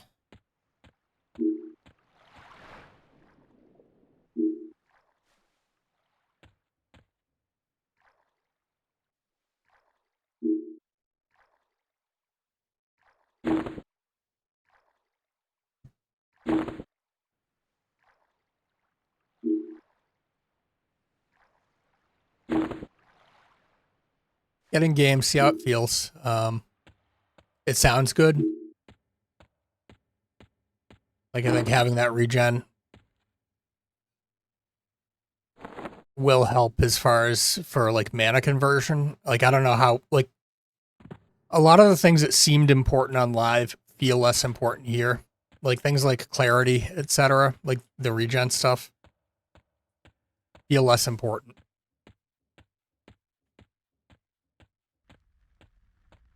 It's not that they're not important at all. It's that priorities kind of get shifted a little bit, and kind of synergies and stuff come out.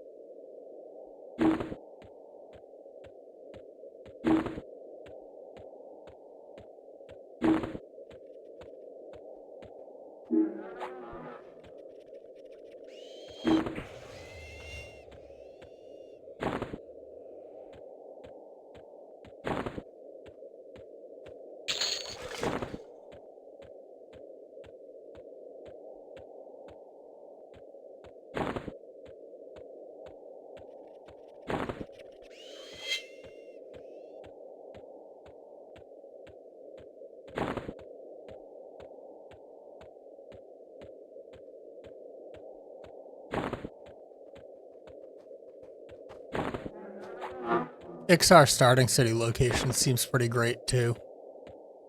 It's kind of very central.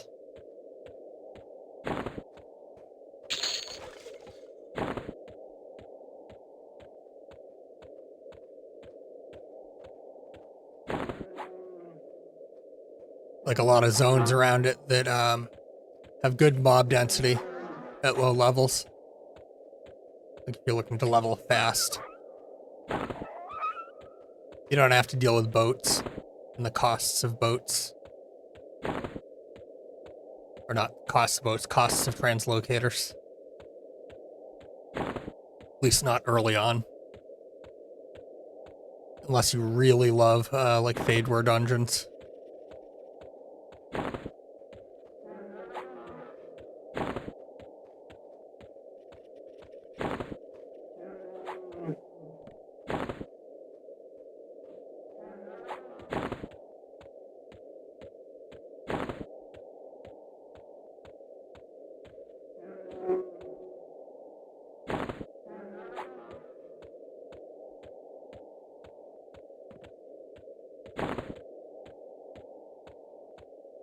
It's really easy to go back and kind of retroactively do a lot of that stuff too, Vengeful. Like, you do you. I find the Druid heals to be very weak. And likely I'll feel the same way about Shaman heals. You might be better off leveling and then just quickly blowing out the levels on the Druid.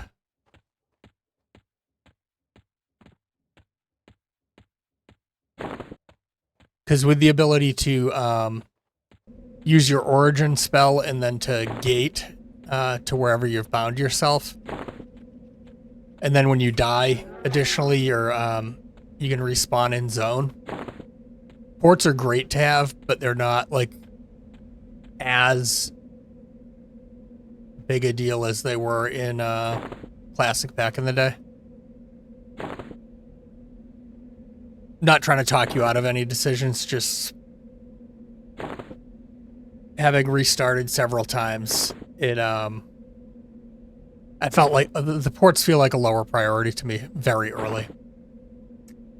If you're going to group with folks, they can always gather party you as well.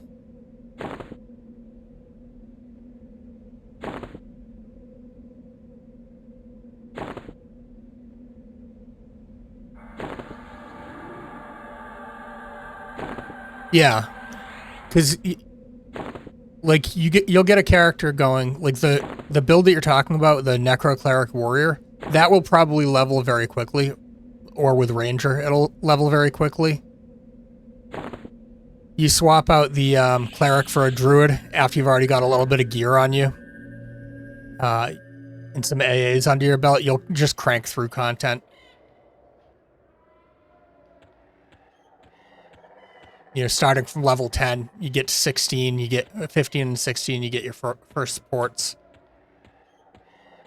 And then it's like, how close to things do you need to be? Do you need to go all the way to level 25, 26 to get like Misty Thicket?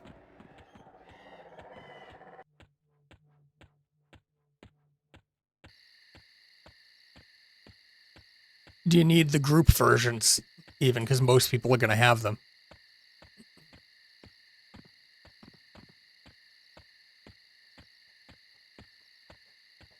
Like a lot of it's going to be kind of, what do you prioritize? I tend to appreciate absurdity, hence my deleting constantly and all that, right? So I'm prioritizing making myself a giant gnome. If I can do so as a ritual. Like, Frank goes on ritual, so I'm assuming Grow does as well. Even though it's I would say it's an objectively less useful spell. It'll help gnomes get up steps when some steps are too big for them to just walk up.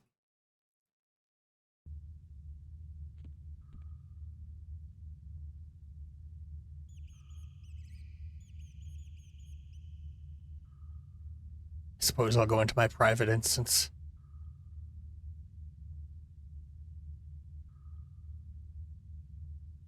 Oh, if you end up on the same server as me, look me up if you ever want to group up.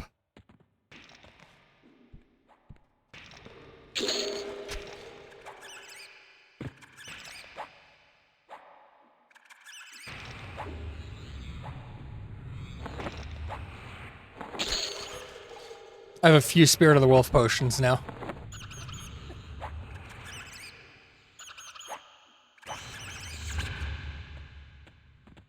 That's another thing you can do, is if you've got a build that you're doing grouping with,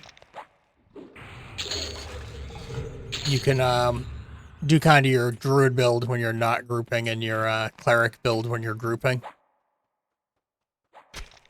Or vice versa.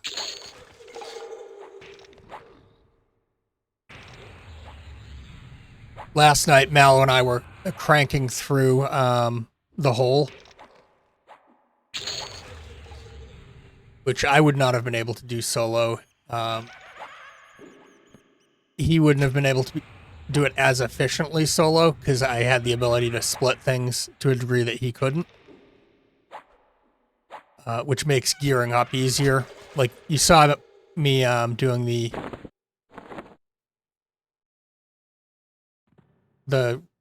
getting Rubicite at level 15, I think, right? I got my pets Rubicite at 15 because I was just able to invis in there and join the group.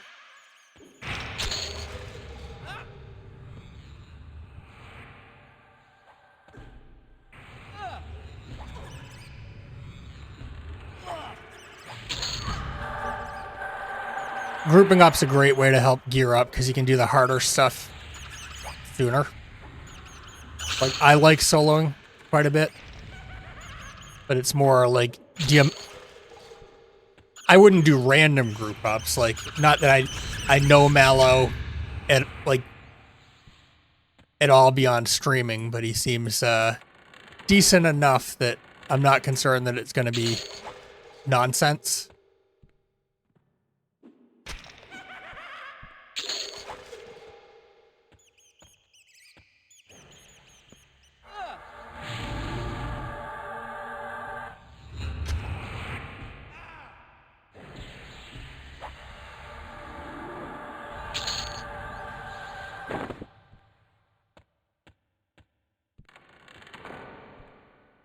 Kind of want to try her. I probably could take her, but it would be wasteful.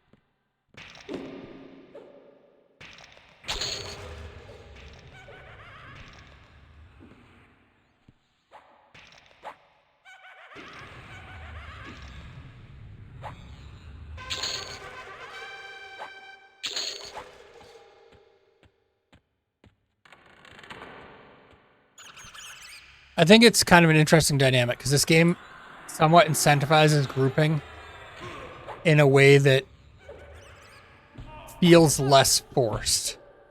Wait, you can get the same gear, it just takes more work solo.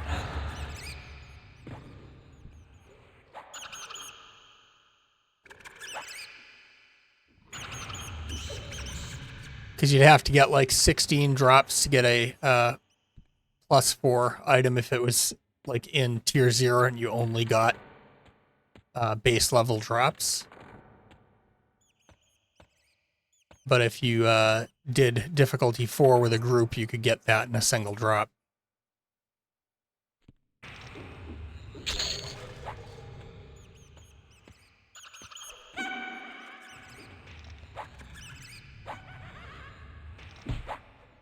Yeah, something like that, because every tier doubles.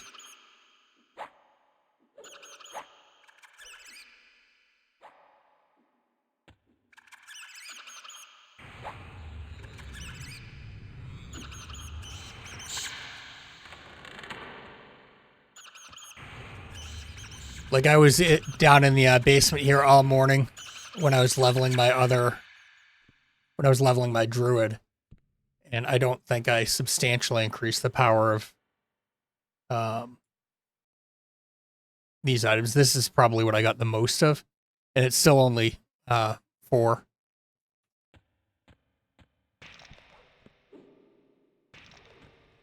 And I already had that when I started this morning, so.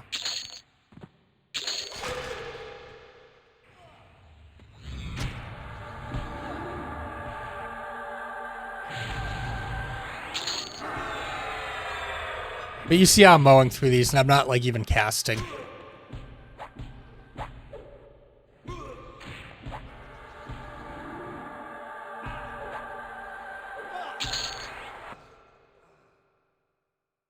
You know, I could certainly take on some harder content because of the AI and gear that I have.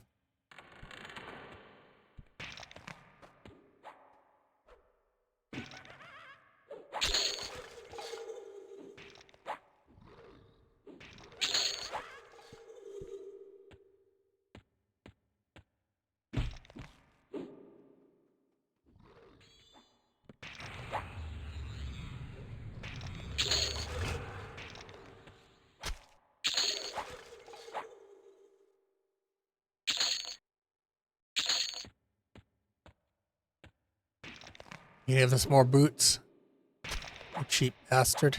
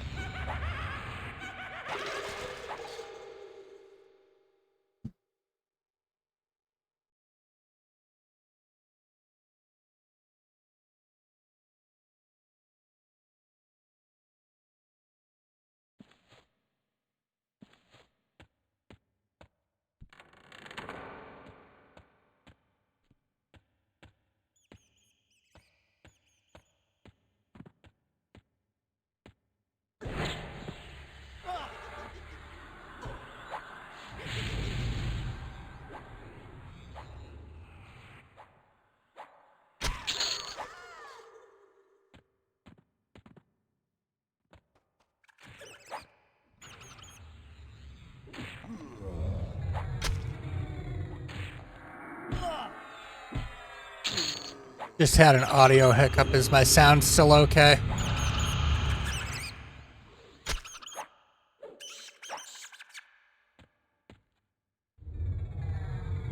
Get a big group here. Okay, thank you. This is an issue somewhere in my audio chain that pretty sure you've been here and heard it. It'll sometimes get staticky.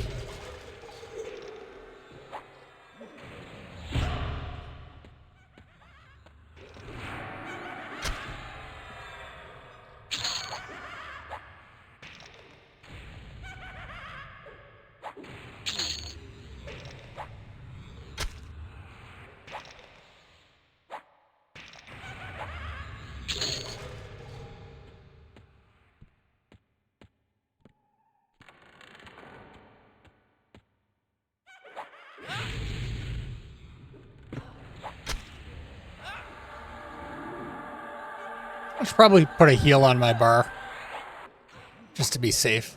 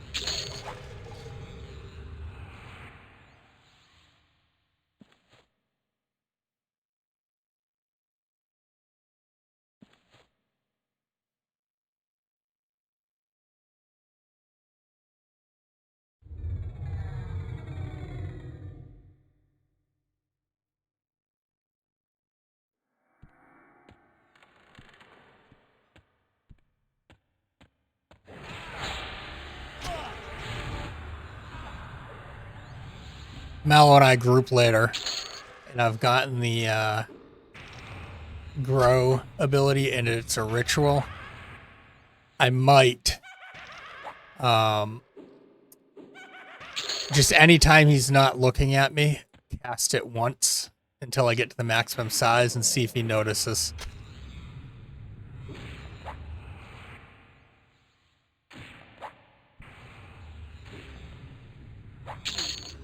Especially if we're in a dungeon that's got cramped hallways.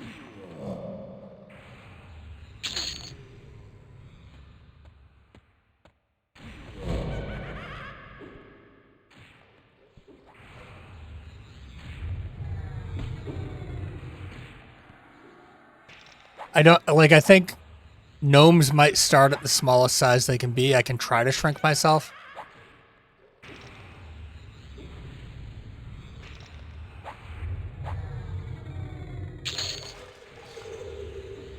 If I can make myself super tiny, then I will.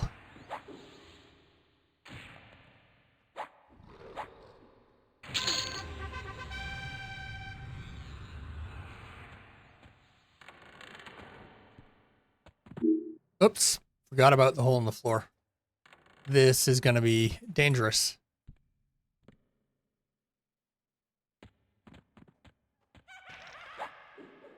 We may die.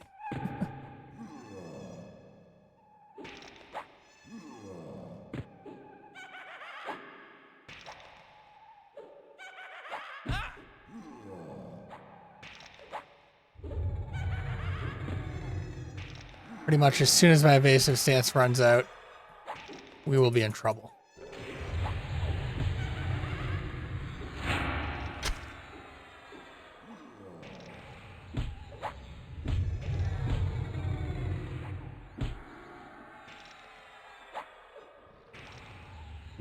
Maybe not.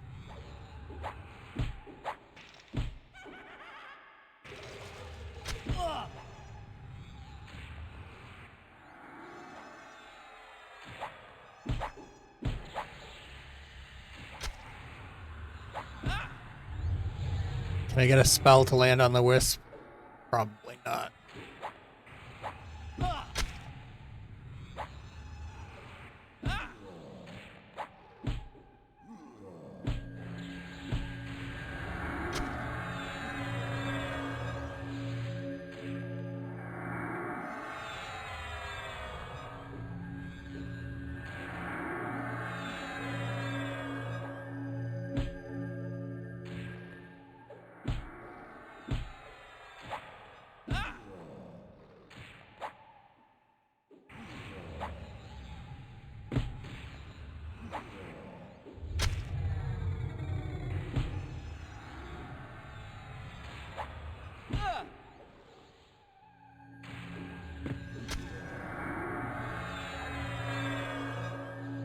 I'll likely be fine because I'm like maintaining mana and health.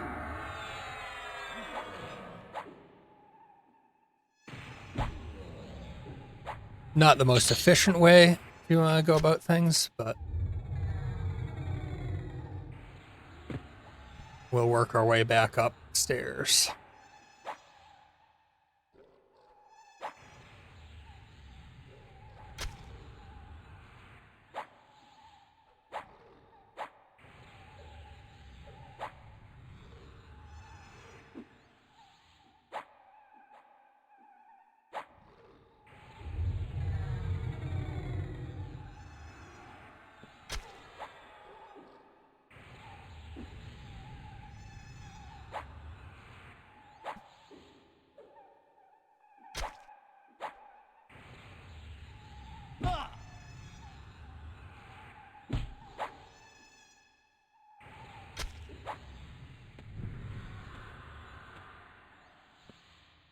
You're going to get a bunch here.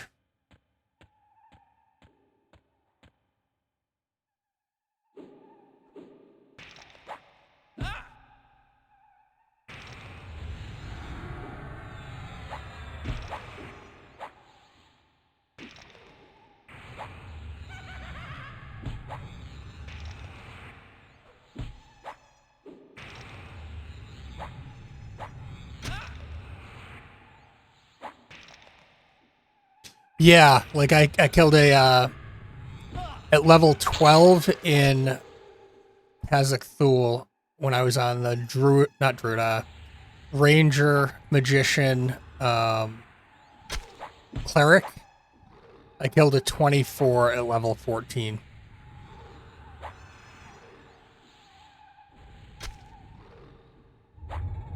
And it's not like not just one of these I'm killing, it's like multiple at the same time. It's silly.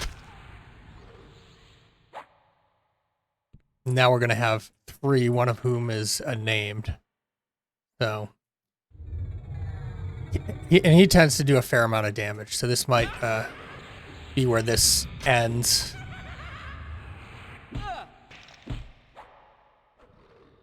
I should probably pull them in here because respawns could be bad.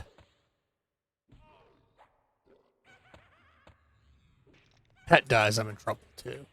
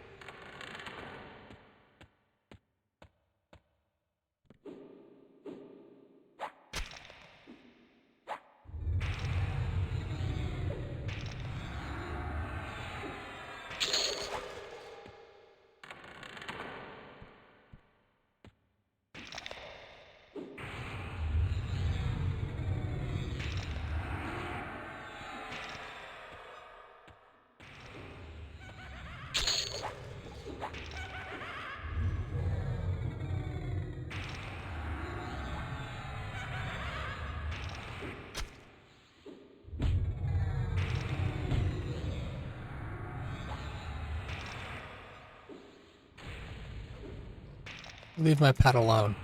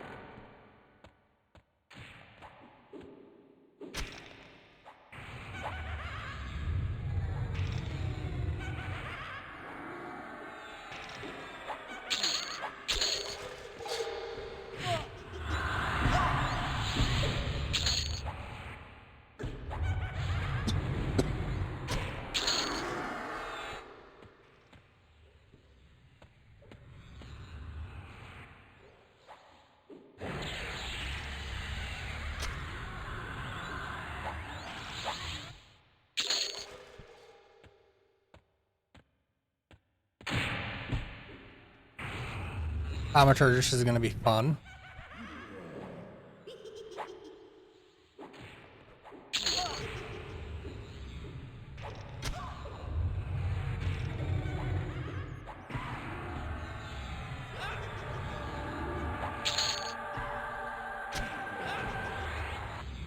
Need to store those.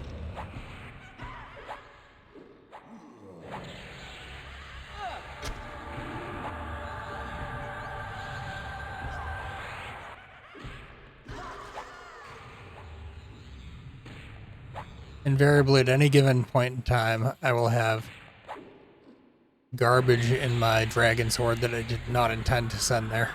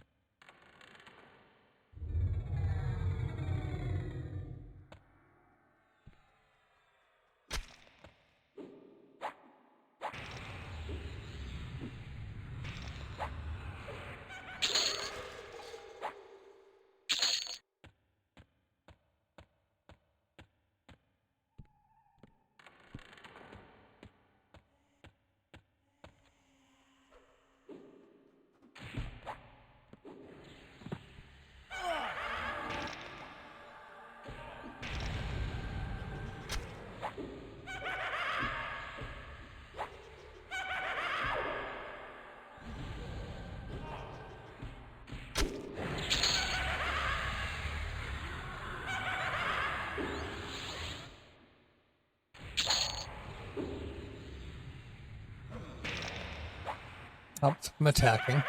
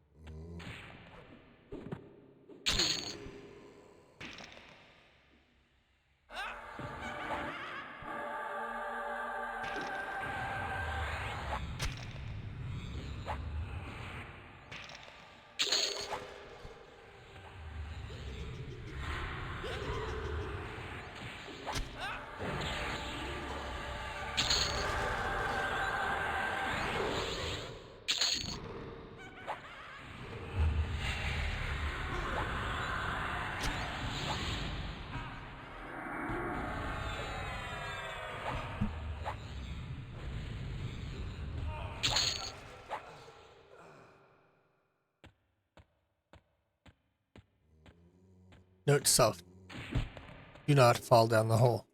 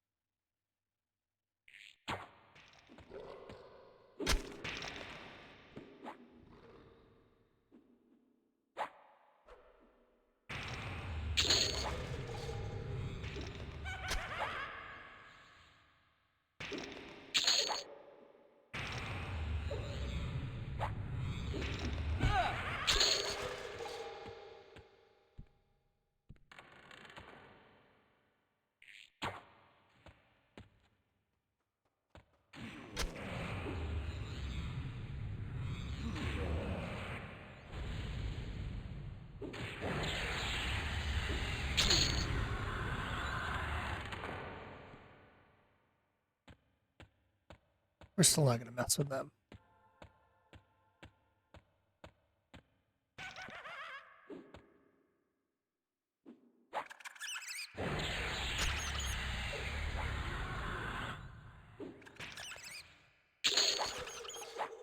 Excuse me.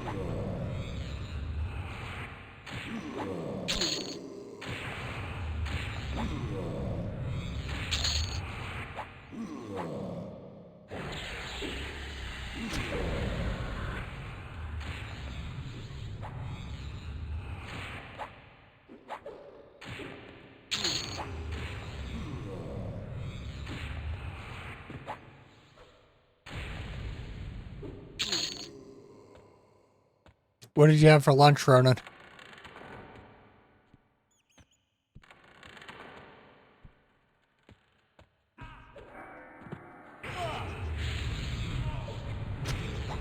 This is, I'm getting my shaman up so that I have access to shrink. And hopefully grow is also a ritual.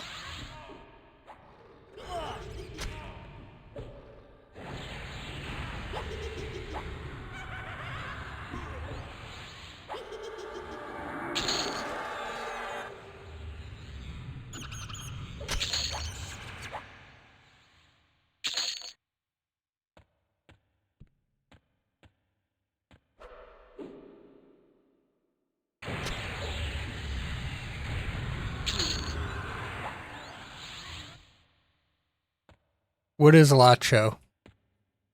Probably not pronouncing that correctly.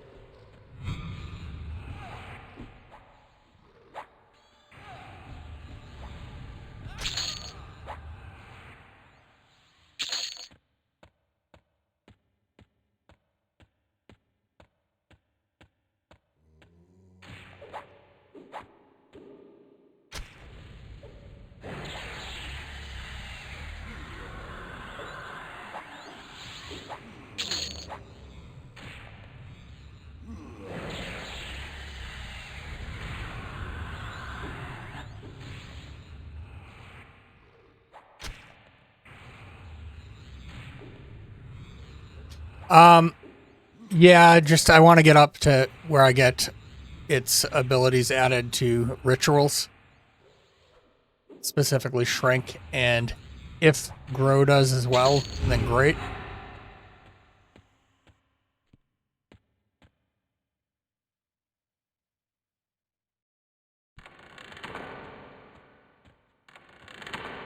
I don't intend to play it much beyond that, at least not as like a main build of any sort. I already leveled up the okay, yeah. I already leveled up the druid to get all the ports, at least the individual ones, and the first tier of group ports. I did that this morning.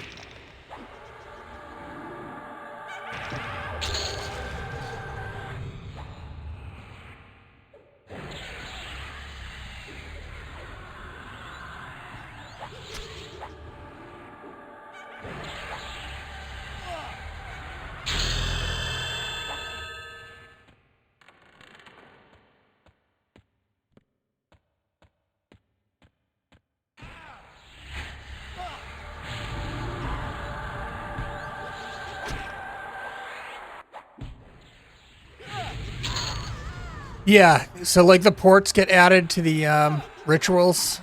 Other things do as well. I know Shrink gets added because I had that when I was leveling a Beast Lord. It was on the rituals.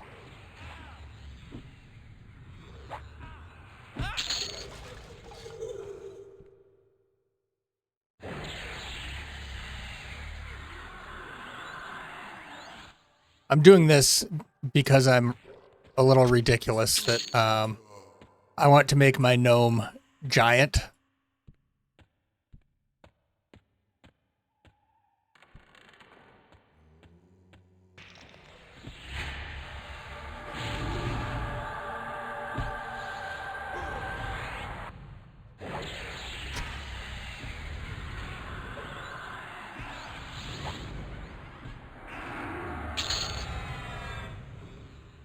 So a beast is a hybrid of a shaman and a monk. So if you think about kind of the disease spells and the debuffs and buffs of a beast lord, they get more of that, but they're less capable in combat. Like I've got slow. I've got some of the buffs. I'll show you in a minute. I'll open up the spells because I bought everything up to level 16.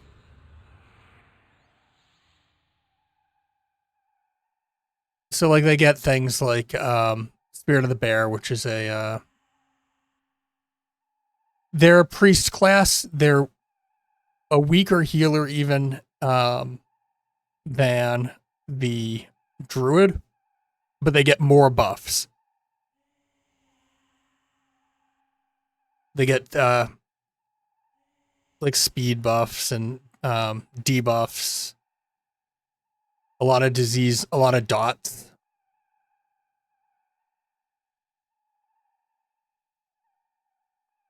They get regens, hastes.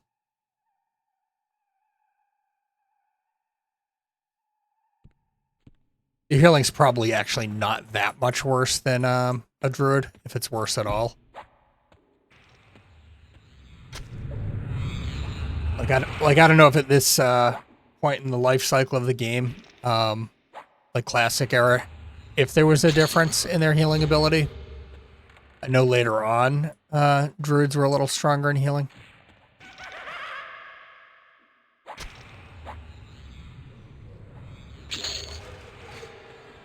Yeah, they're better than average for melee with regards to priest classes. Like they don't get plate, but they tend to be pretty capable early game at still meleeing some. At least they were more solo capable early on than a cleric or a well, not more so than a druid, but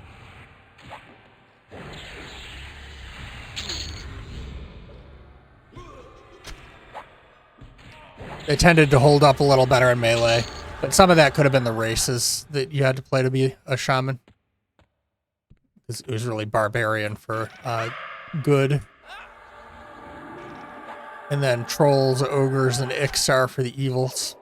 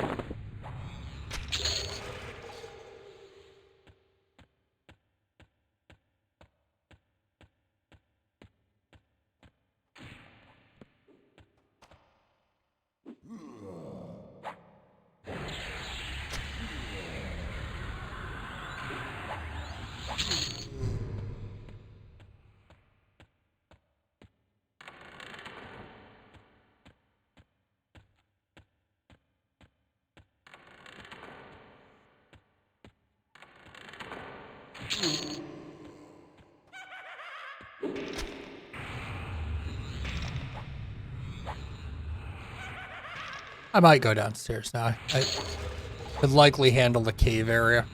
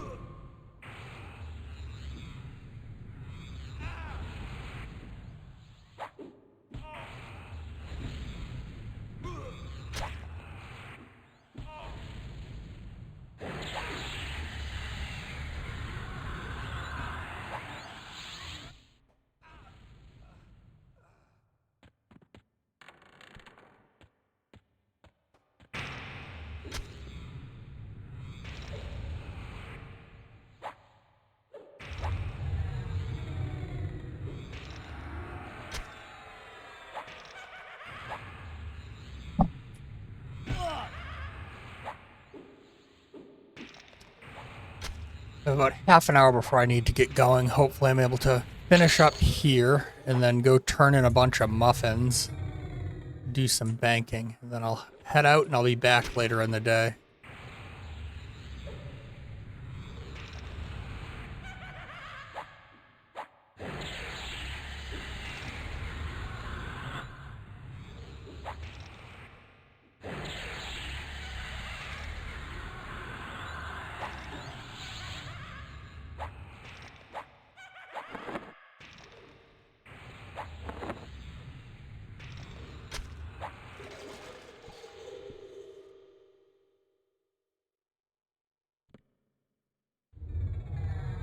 I'm getting a big group here.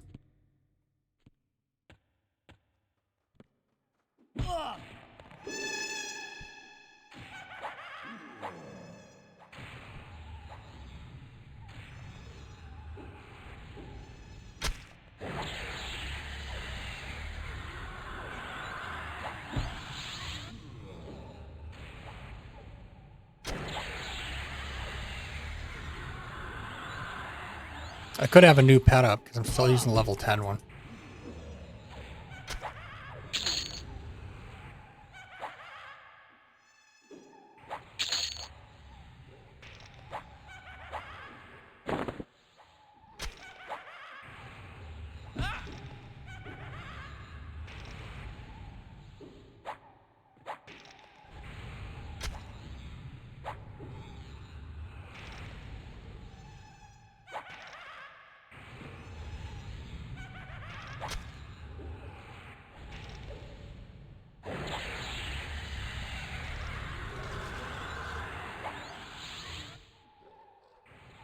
These are super resistant. Oh, that one actually took the hit.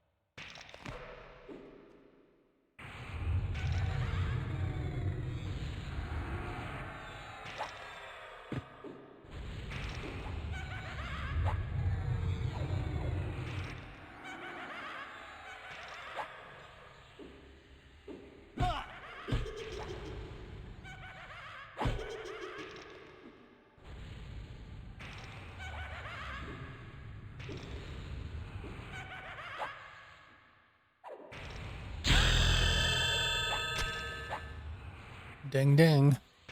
We get our shrink.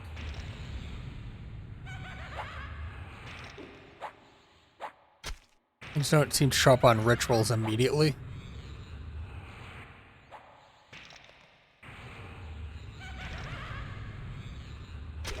I think it might take zoning for them to pop in there.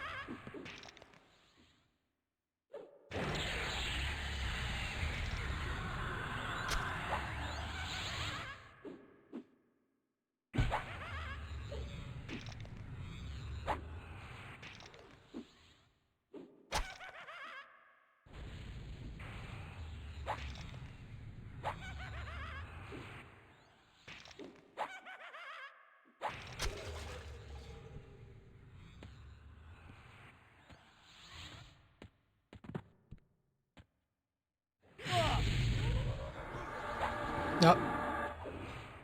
That's right, there's a named in here.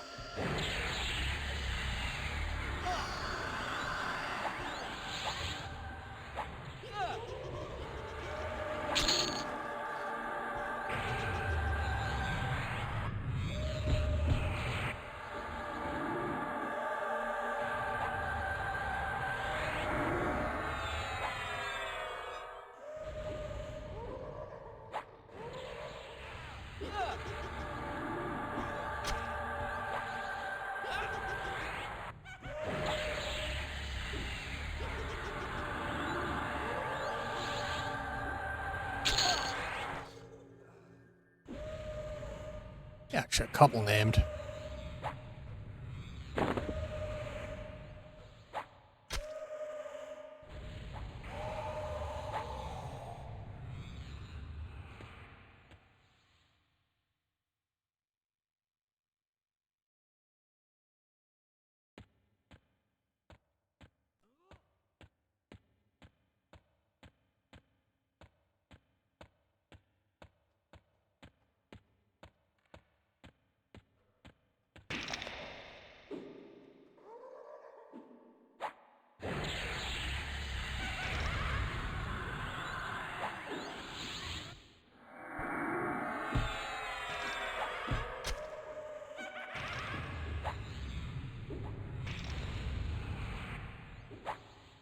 You do get a. My understanding is you do get an unlock coin. I can't speak to how launch is going to work, but I would assume that that's how it's going to work at launch, based on what they've shared at during live streams. No, actually, it's not for each 50. It's for your first level 50. And then the unlocks are going to be done by completing Plane of Sky quests, but those are going to be substantially easier because a lot of stuff's going to drop off of trash for the quests, with only a very limited number of things dropping from the actual raid targets.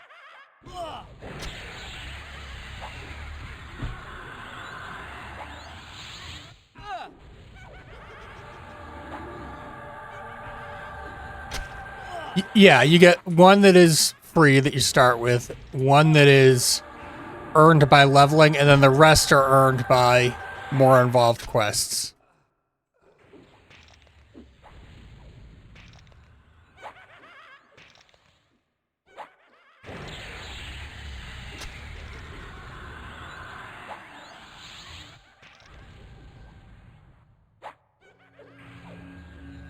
Let's take her down. She's hurting the pet quite badly.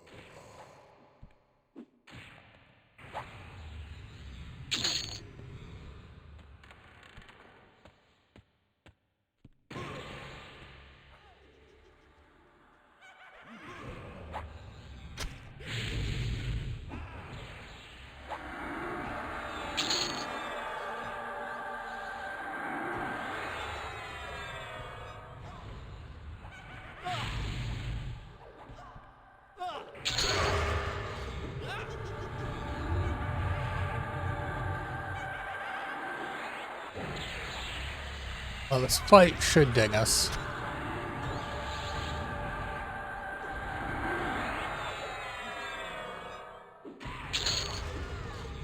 Helps him actually attacking.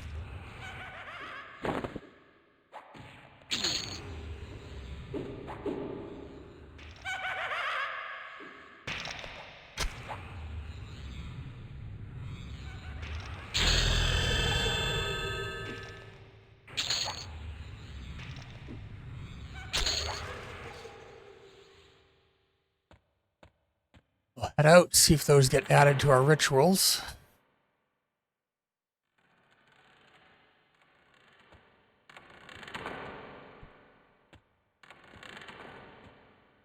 Kill the named along the way.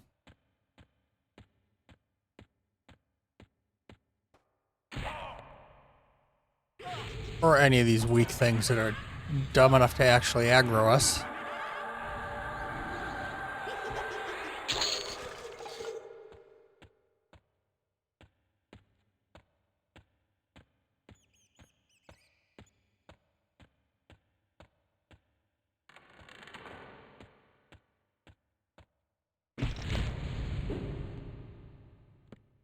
Old Elrod Hubbard.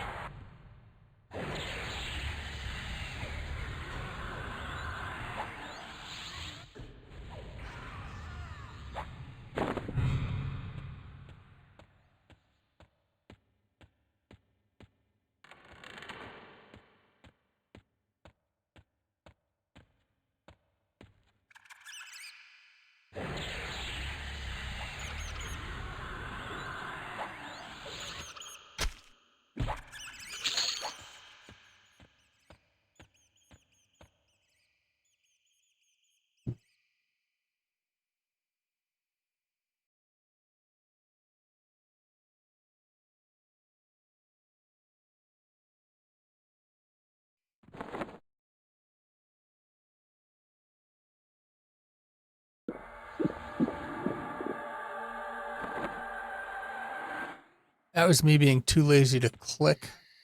Well, it took more work. I didn't realize I had Spirit of Wolf on my bar.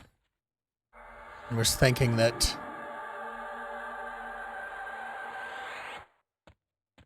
it would take more work to cast it.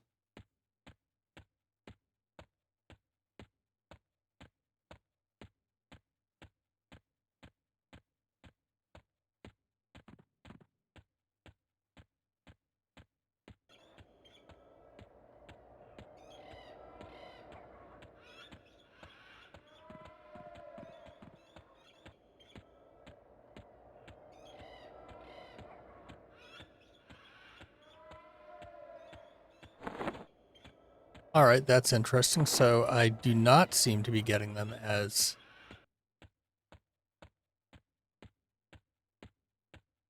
rituals now. I have to cast them at least once? No, because I didn't cast it on. Interesting. They may have removed Shrink from rituals.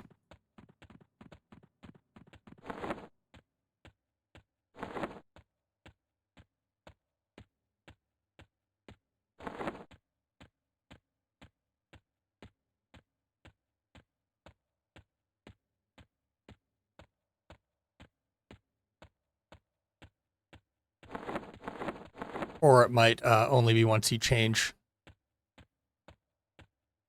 classes or loadouts.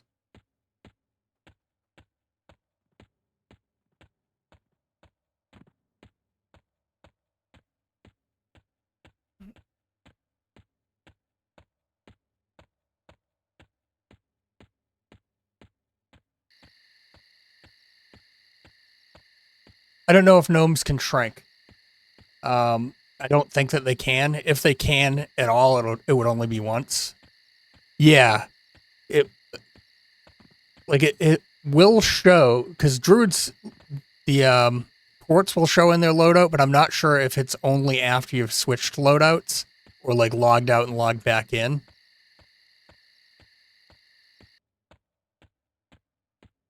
So we'll see. I was really more interested in grow than shrink on my gnome.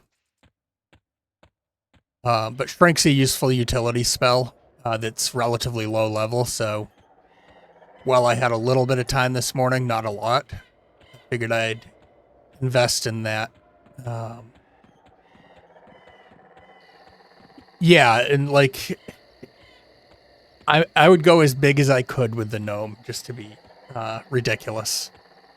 I figured next time I'm playing in a group with Mallow, anytime he leaves the space that I'm in, I will cast Grow once and see how long it takes him to notice or say anything about it.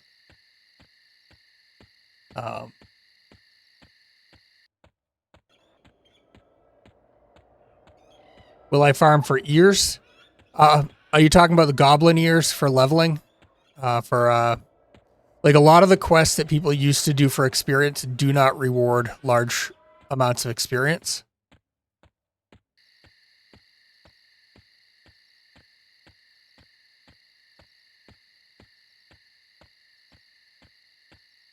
They can be useful for faction, but that's about it.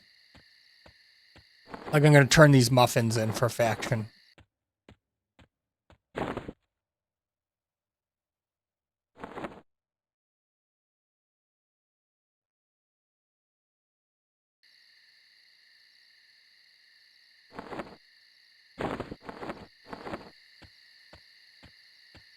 Oh, ear slots. I'm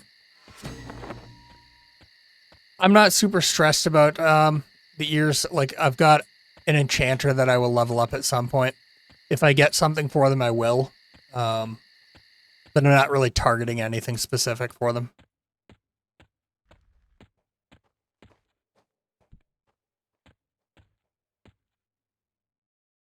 So where is he?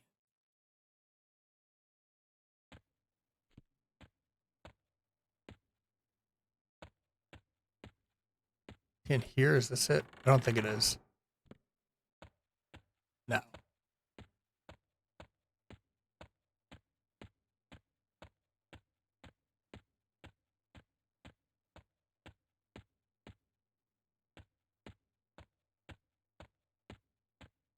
This is it.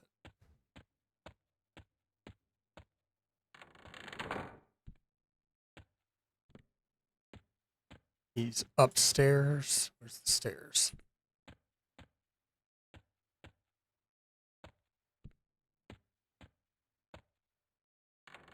It's the entrance.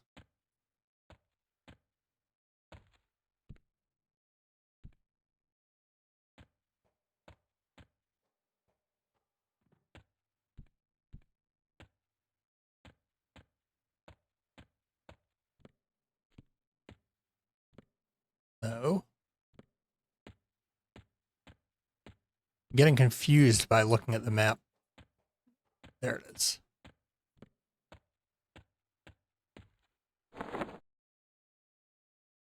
This will get a lot of the factions that I need for Dwarf and some of the other Fadewar races up to where I can almost unlock additional races.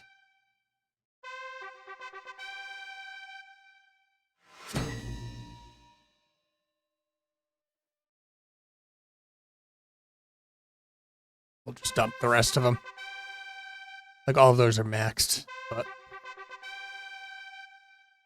we'll use them as a trash can.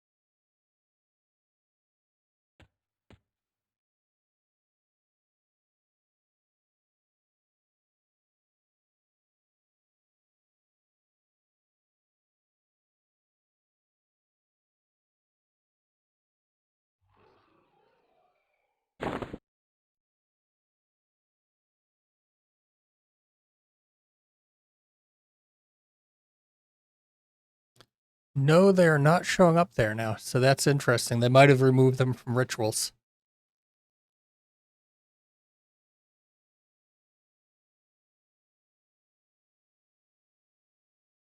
It's only listing